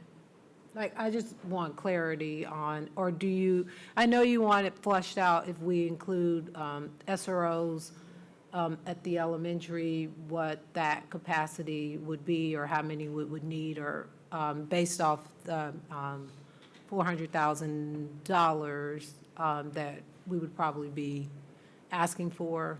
So it would be a match of like two something. If they go up to $500,000, the max would be a match of $250,000. I'm not comfortable with using limited grant for salaries when we're not sure we'd be able to continue it. I don't like funding salaries with grants because you never know when they're going to disappear. It would be nice to know which security cameras would be replaced and how much it would cost. I actually agree with Janie. I know we have some open PCNs, so to be able to reuse or reclass those PCNs, to be able to use those funds, I feel better with. I do agree that some of our elementaries, or if not all of them, definitely need security. So I definitely agree with that, and we've heard from our schools as well that they would love to have that. So I agree, though I don't necessarily support the grant be used for salaries. Well, could we at And I least will- find out how much the cameras are going to cost? Because I question whether it would take that whole amount. So what's left, and what could we do with what's left? Yes, we did just get that information just today. So I can provide that to you about how many cameras will be replaced, the locations, the cost. And then the other thing with the grant was what we could also use the funding for is additional lighting if the cameras are not, properly functioning because we don't have the correct lighting. The grant specifically gave us what we could use it for. So I would reach out to Julie to find out even if we could purchase staffing and supplement it that way. But we can sure get that information to you tomorrow. Yeah. Tracy, I would tell you, when I looked at it, SROs were one of the things that you could add. It just was with the understanding when the money was gone, you would have to fully fund it or reallocate your staff. SROs were listed specifically. Ms. Russell. So SROs are different than LEOs. And so I also think it's important that we understand that difference, as well as the current operations of making sure that our elementaries are safe and secure. While I understand the tragic events that just happened, I also don't want us to be reactive, because there is also a perception of what that could look like in our school buildings, depending on the relationship building, depending on the interaction with those individuals and communities, and what that feels like when you have these individuals, whether dressed down or dressed up. And so if we could just get a glimpse of what current operations are. I know at my local elementary school, we don't have a stationed individual, but when there is a situation, that person is nearby in a local school or they're driving around. I'm not really sure how all of that works, how that gets to be what it is. But I think that that's an important role to just make sure that we're not being reactive, so that we don't have long-term effects. And later on, we're talking about, we want to take out metal detectors, but we want to keep our kids safe. We want to add more police, but we don't want to be over-policing our school buildings. So I just think that we just have to have a very clear line of what the expectation is in these things as well. So the one thing I would add is my statement had nothing to do with the recent events. My statement had everything to do with, we've had staffing that have tried to call those individuals or those security people to get there in time to handle students. And so that's where my comment came from. It had nothing to do with the recent events, while I am empathetic to those situations as well. Mr. Lopez? Yes, Dr. Nguyen. Point number one, this is budget season, so items flow in and out. So saying we're not going to add something is probably not the best statement. And number two, addressing the comments about salaries, remember ESSER funds.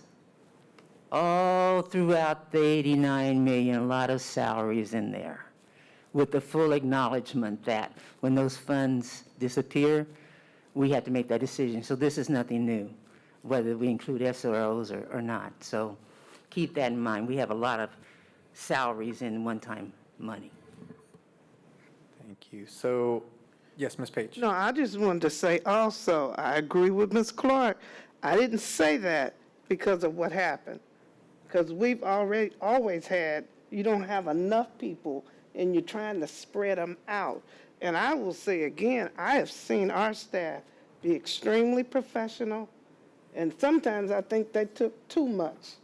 They've been hit, slapped, kicked, spit, cursed, trying to do the right thing, and they've done the right thing. And I haven't heard, unless somebody else got it, but for the most part, I think they've been extremely professional, and they don't get the credit they deserve. So we just want to keep everybody safe.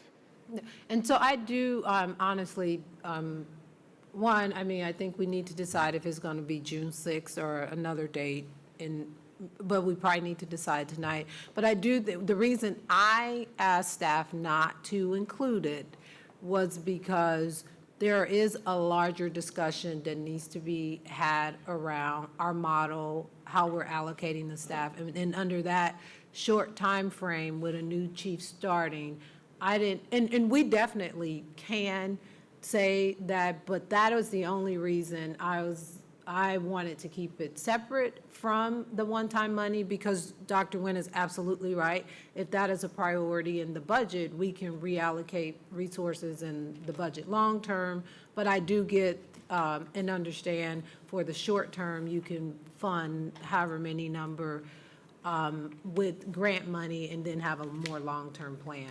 So whatever direction the board would like to go, I think, to be fair to Chief Nicholson, is as he's gaining an understanding of the practices and making adjustment to make a decision by June 10th, it may be a great decision, or he may ask for it. So it can go either way. That was the only reason we did not include it, but it does not mean we could not have a larger discussion with our general budget around SROs or at the elementary, or whomever may need to be there on a more regular basis.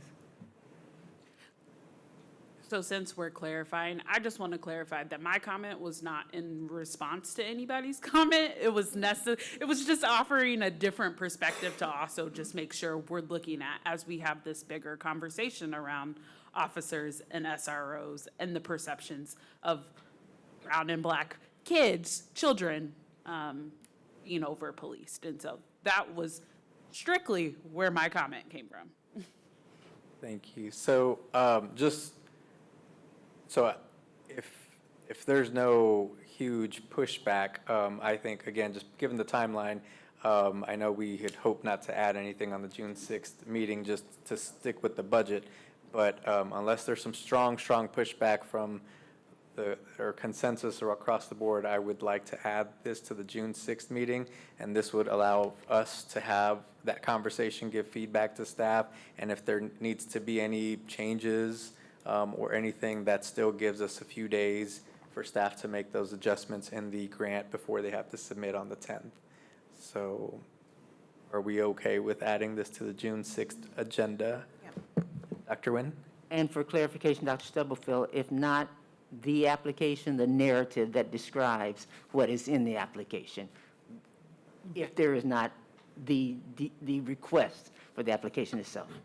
But before it is submitted, I would expect, moving forward with any grant, the board sees it before it goes out to the mail.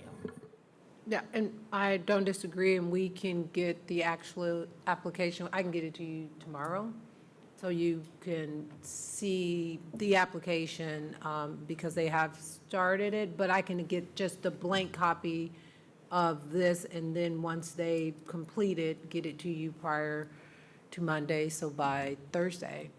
And I'll just work with Tracy and Julie and make sure that we get those items to you.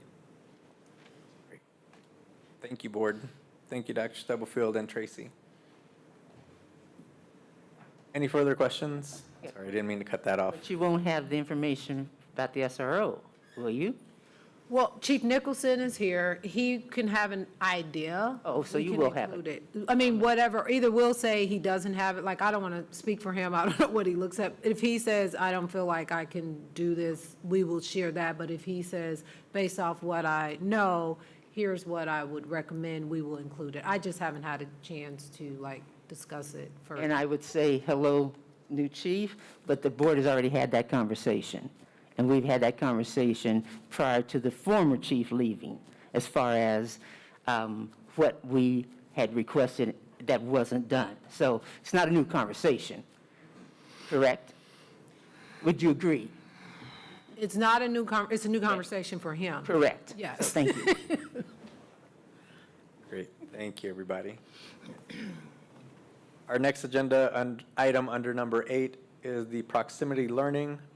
So we have that informational item here. We do have Dr. Campbell ready for any questions. If we have any questions, I would open it up for the board for any comments or questions.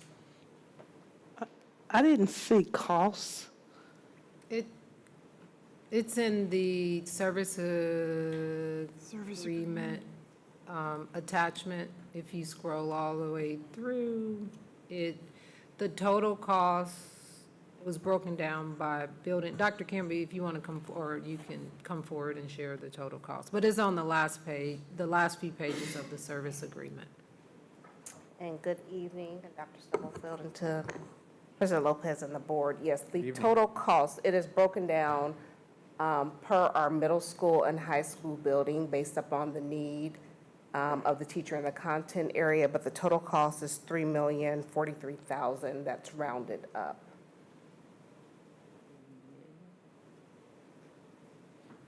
And I will add, that's worst-case scenario so that they can secure the teachers. They do allow us, as we hire teachers, it would be reduced. For example, I know we hired additional staff at Harmon and at a couple of locations, so if that was included in this, that would be reduced. I would also add that that cost does not include the assignment of TAs into the classroom, and the dollars from this would be if we were hiring a teacher, it would Equate. to well, that. actually, it may be It's a little less. Yeah. Yes, and to reiterate, Dr. Stubblefield, not only if we hire staff at the beginning of the year, that cost would reduce any time. So say we hire a teacher in December, we have that flexibility with that contract to reduce that.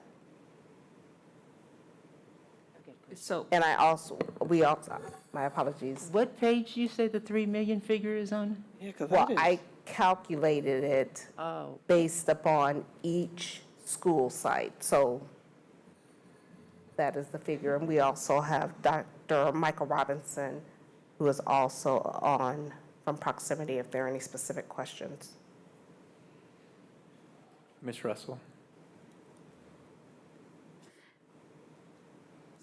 so my question, in addition to this, we would be hiring individual TAs at these buildings.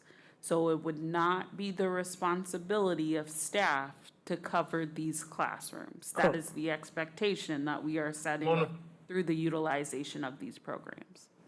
Correct. Thank you. Additional questions or comments? When will we know, or will we base it off what HR is doing? And how many, do we stop at June and say, okay, we, out of the 130, I'm just throwing a number out, I'm not saying that's it, and we've only hired 40, would we go ahead and do that contract? Yes, so Based on the diff, so that way we're not waiting until July to do that? I mean, or how long will you wait before you decide? So for clarity, how long as it relates to the teachers that are in the holding place through proximity learning, how long do we hold? No, not them. Okay. I'm saying, okay, let's say that we need 140 teachers, okay? And our HR is working, and at what point do we stop and say, it doesn't look like we're gonna get them, or how soon will you need to do that contract? So this agreement, we would enter the contract in any time from the point we're in the contract until we hire a teacher. We can say, well, we could say, we no longer need a Spanish teacher, we hired a Spanish teacher. So then they would reallocate that Spanish teacher to one of the other districts. Okay, I get that part, that's not what I'm asking about. I'm saying, we have an HR department, they're looking for teachers. At what point do we stop? Because it looks like we're not gonna get those teachers, and then go to this. We Or don't will have we to- already set the We wouldn't contract up?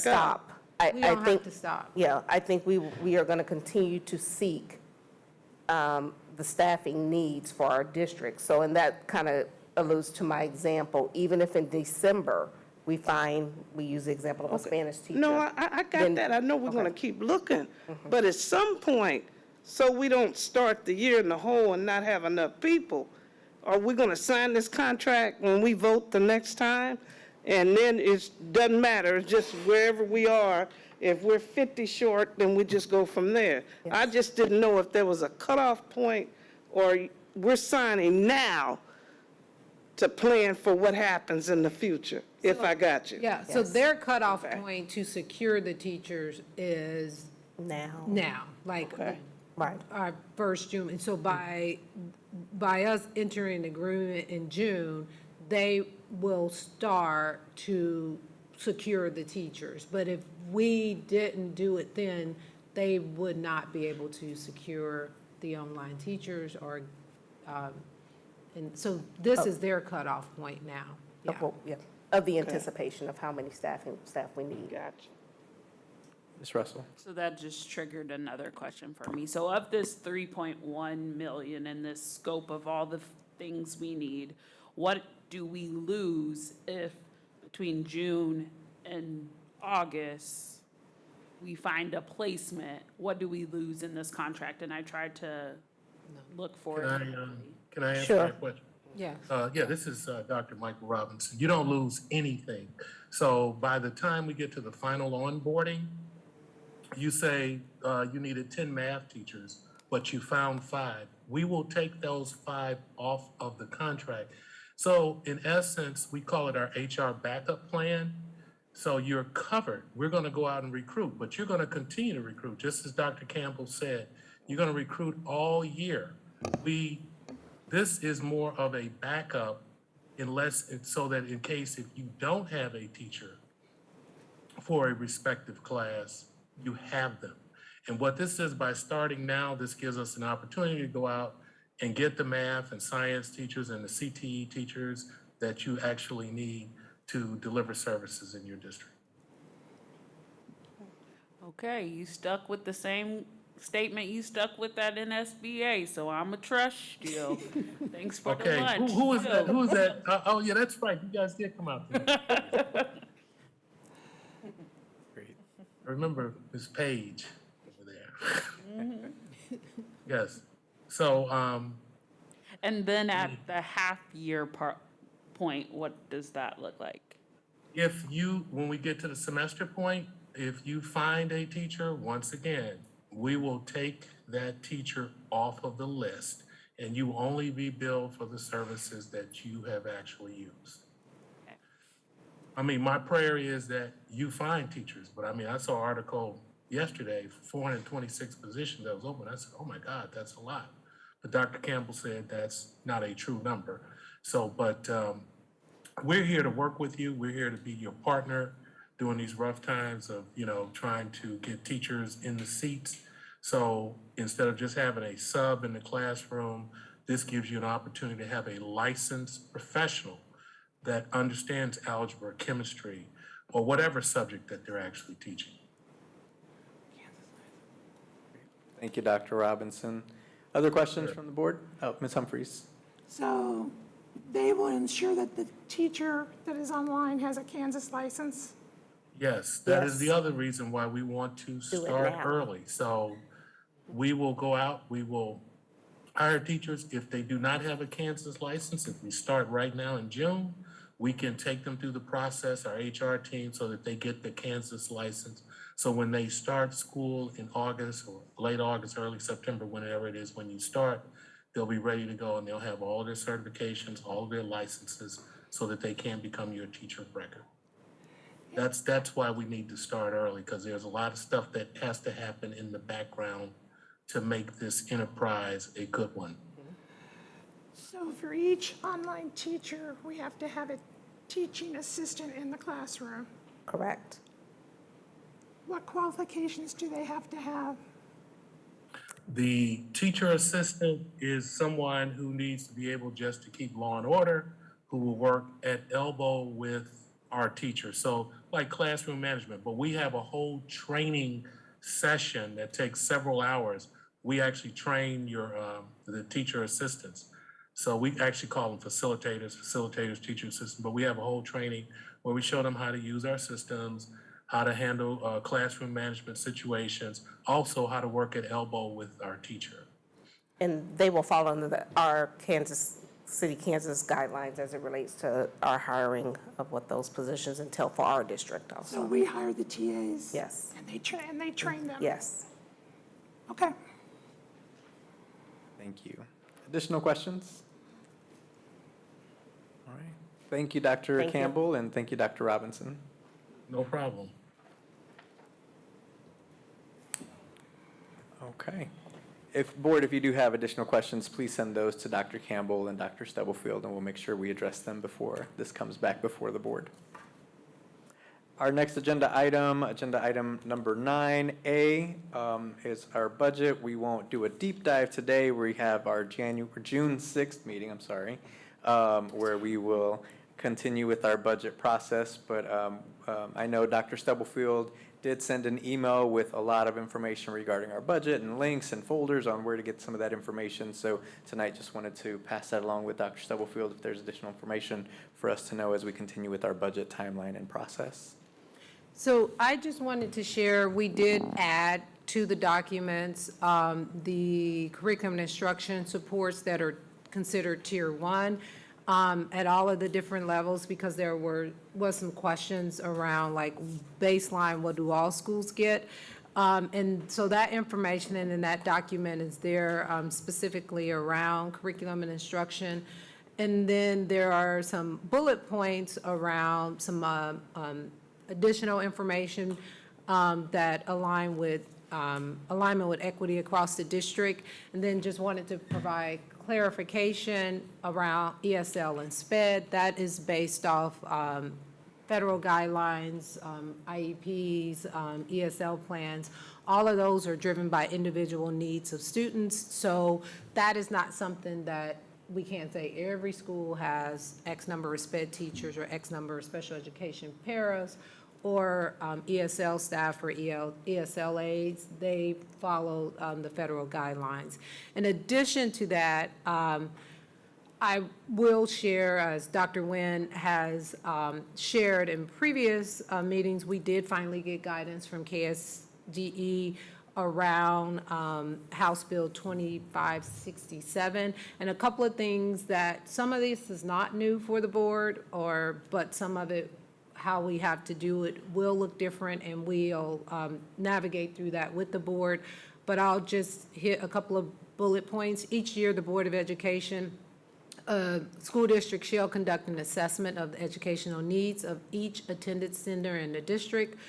Such assessment shall be published on the school district's website. That is new, I believe, or if it's not, many districts weren't doing it. But we will clean up our needs assessments and make sure that they are accessible on the school district's website. Information obtained from such needs assessments shall be used by the board when approving the budget of the school district to ensure improvement in student academic performance. And then in the minutes of the meeting at which the board approves its annual budget, the board shall include that such needs assessments was provided to the board evaluated such assessments, and how the board used such assessments in the approval of the school district's budget.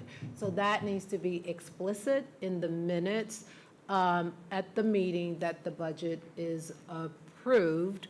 And then in addition to that, each year the Board of Education of the school district shall review state assessment results, and as a part of such review shall document the following: the barriers that must be overcome to have all students achieve proficiency above level 2 for the grade level academic expectations on such assessments, any budget actions, including but not limited to recommendations on reallocation of resources that should be taken to address and remove such barriers, and the amount of time the board estimates it will take for all students to achieve proficiency above level 2 for grade level academic expectations on the state assessment if such budget actions are implemented. So we will, we being the district administrators, we're meeting with building principals on Thursday. We will make sure that they know and understand this. And what we will do, we probably won't have all of them on the 6th, but as we go through the board budget meetings, we will make sure what we include this year and in the future, the building administrators' answers or recommendations around those questions based off of the state assessment data and other data that they're looking at, so that the board will at least have the perspective that's coming from the building principal. And all of those, I will say Kansas City, Kansas is in a much better position than a lot of districts because of the process that we've used for, I guess, several years, or at least the last couple of years, by having the building principals and the building leadership teams, and they work also with their site councils for title and others to get information. So it will just be a matter of them putting that information in this format to provide to the board. So I just wanted to bring those things to the board attention before we dive in to the schools, the remainder of the schools, and then we'll make sure that that's there so that the board can ask any questions or clarification as we move through it. Thank you. Any questions for Dr. Stubblefield? Okay. Thank you. And I know Ms. Smith is working on the agenda for June 6th, but board, I know she sent out a calendar invitation, so you should have that on your calendar as well for the budget discussion. Thank you. The next item on the agenda is, just wanted to follow up on the COVID update. I know Dr. Stubblefield shared various information about what we were doing for summer school and just the policies and protocols, but wanted to make sure any questions were answered and, or if there was additional information. Ms. Page, yes. Yeah, do we have nurses at every school that we're going to open for summer school? Because who's doing the tracking? Do we have the COVID trackers? I saw some had resigned or they were terminated. So how do we know if they're over 5, if they're 5 and over? Who's going to do the tracking? And are the nurses there? Tiffany can answer the question about the staffing, but we do have contact tracers. If someone tests positive, they contact somebody on the COVID team, is what I will call them.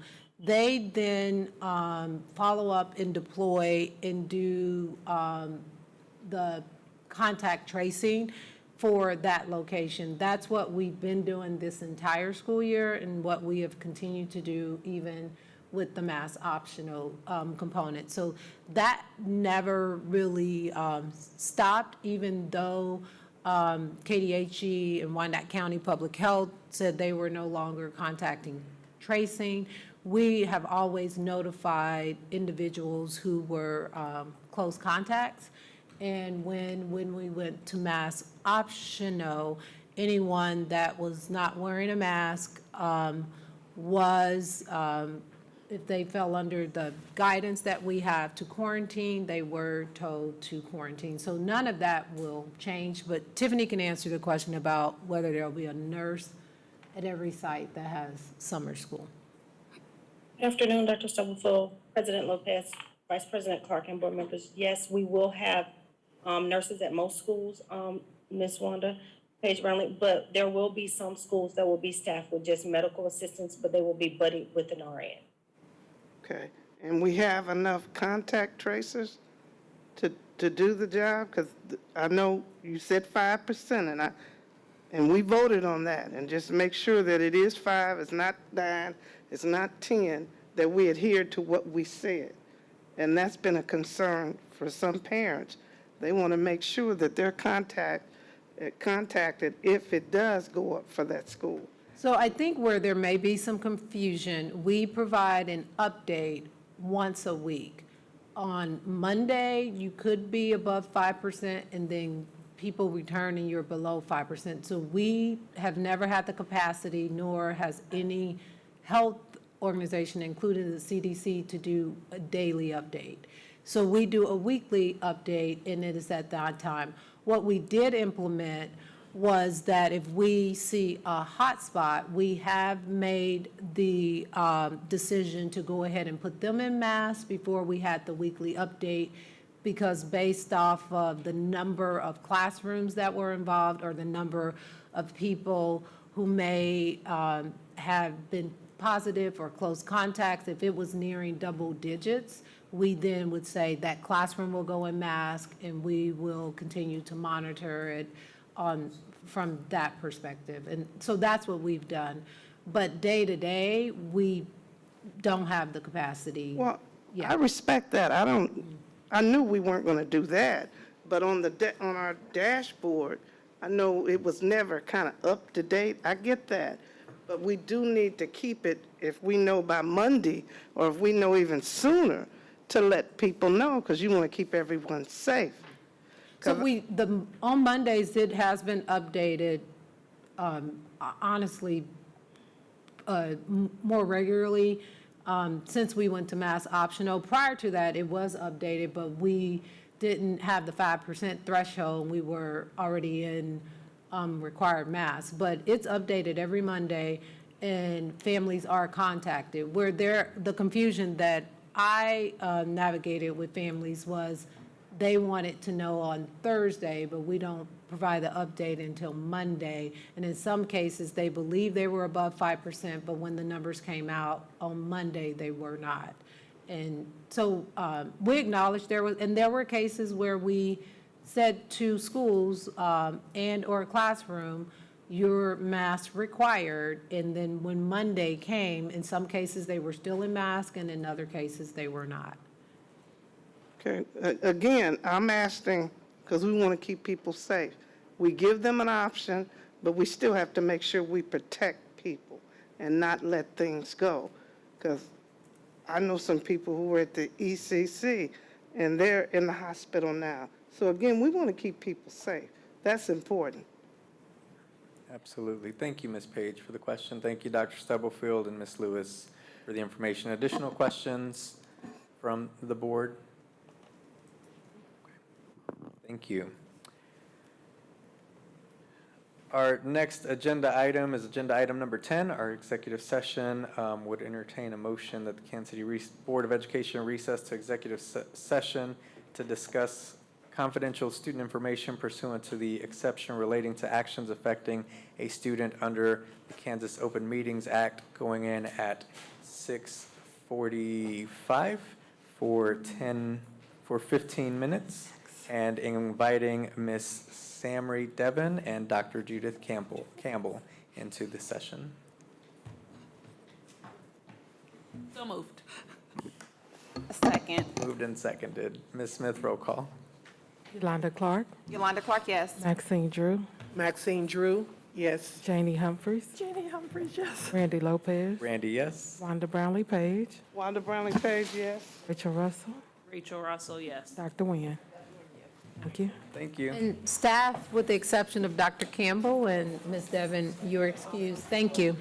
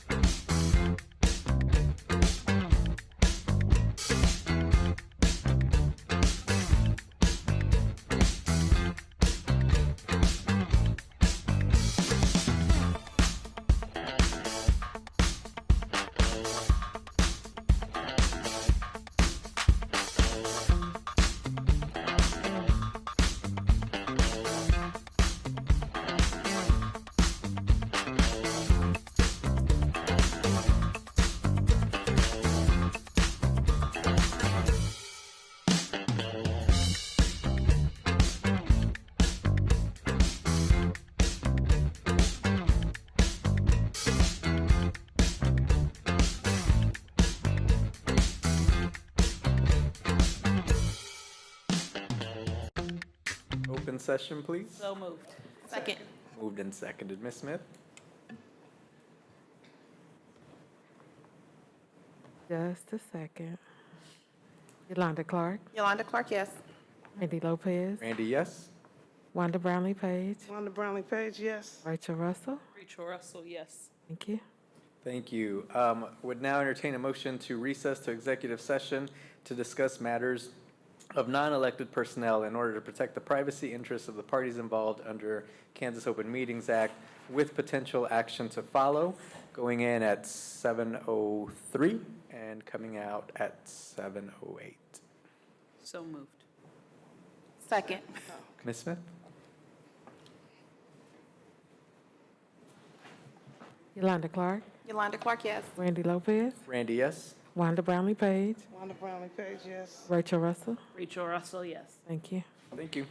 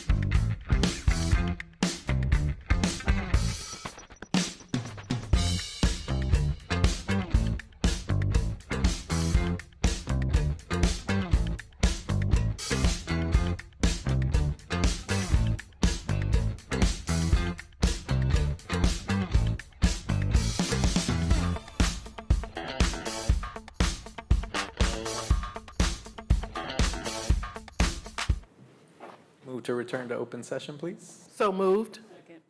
Ms. Smith?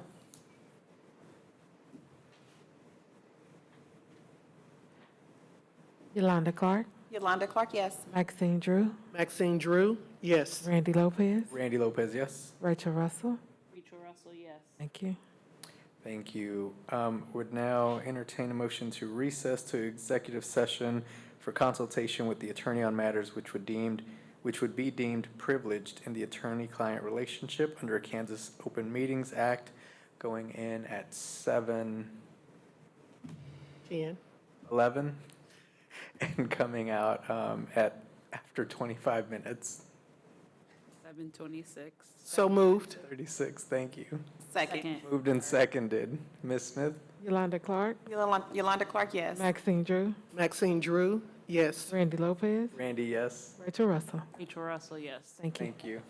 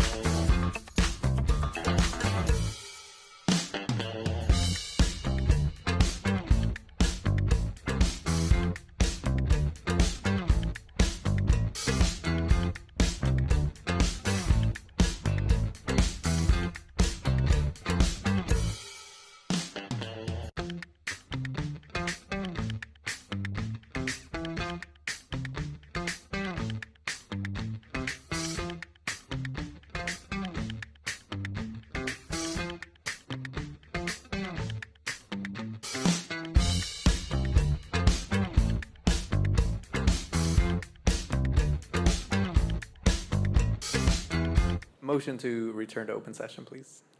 So moved. Second. Thank you, Ms. Smith.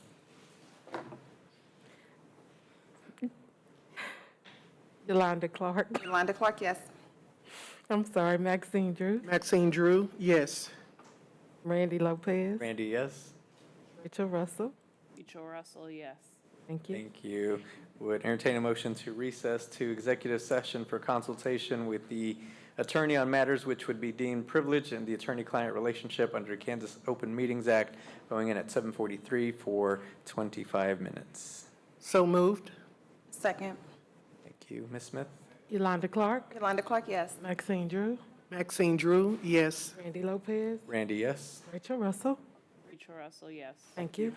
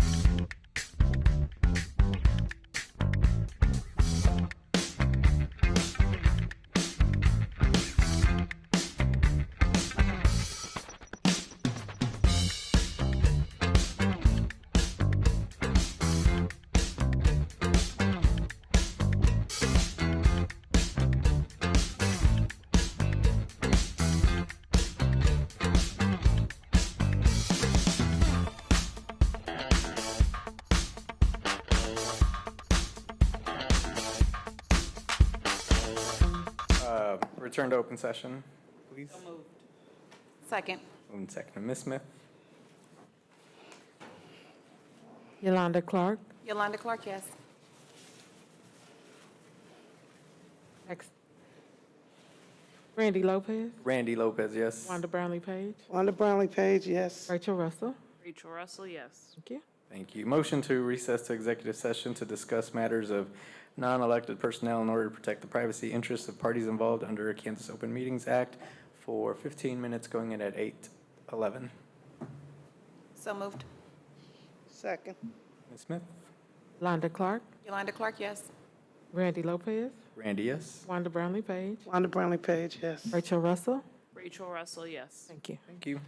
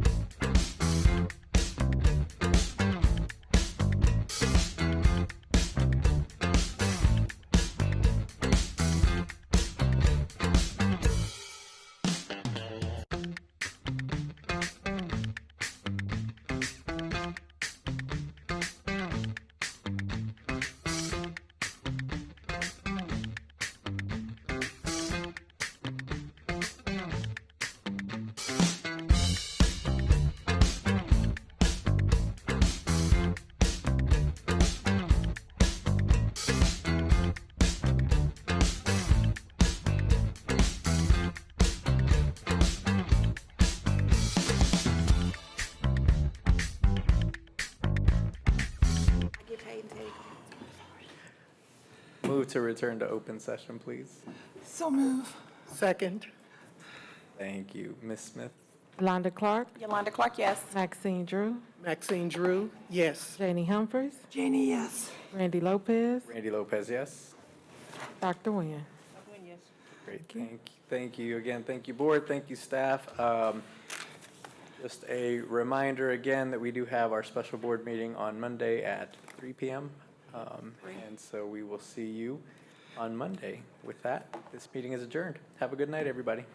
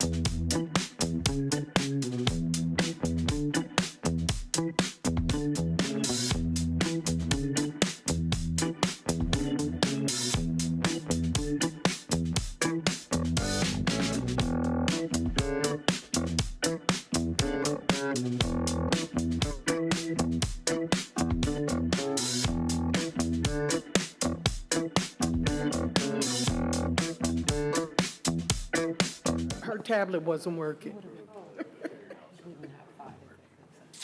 Good job. Can I get a motion to reconvene the board meeting? So moved. Second. Seconded. Questions? Ms. Smith, roll call, please. Yolanda Clark, Yolanda Clark, yes. Maxine Drew, Maxine Drew, yes. Janie Humphries, Janie Humphries, yes. Randy Lopez, Randy Lopez, yes. Wanda Brownlee Page, Wanda Brownlee Page, yes. Rachel Russell, Rachel Russell, yes. Dr. Nguyen. Thank you. We are back in regular session. Would entertain a motion to approve the hearing officer's recommendations and report. So moved. Moved and seconded. Ms. Smith? Yolanda Clark, Yolanda Clark, yes. Maxine Drew, Maxine Drew, yes. Janie Humphries, Janie Humphries, yes. Randy Lopez, Randy Lopez, yes. Wanda Brownlee Page, Wanda Brownlee Page, yes. Rachel Russell, Rachel Russell, yes. Dr. Nguyen. Thank you. Motion passes. Thank you. And just a final note, thank you, Ms. Russell, for reminding me. Board, thank you for sending your information to Ms. Smith around meeting dates, future meeting dates for board budget and/or the follow-up with Ms. Dr. Weisman and our strategic planning and mission envisioning. We have some dates and times for folks that I will email. It doesn't look like everyone's available on all of the days that were sent out, but I think we can make it work with what was sent to Ms. Smith in order that we can continue with the board development and continue with budget meetings between now and the end of July. So we'll send those out to you to make those work. Thank you. Thank you. And now this meeting is adjourned. Thank you.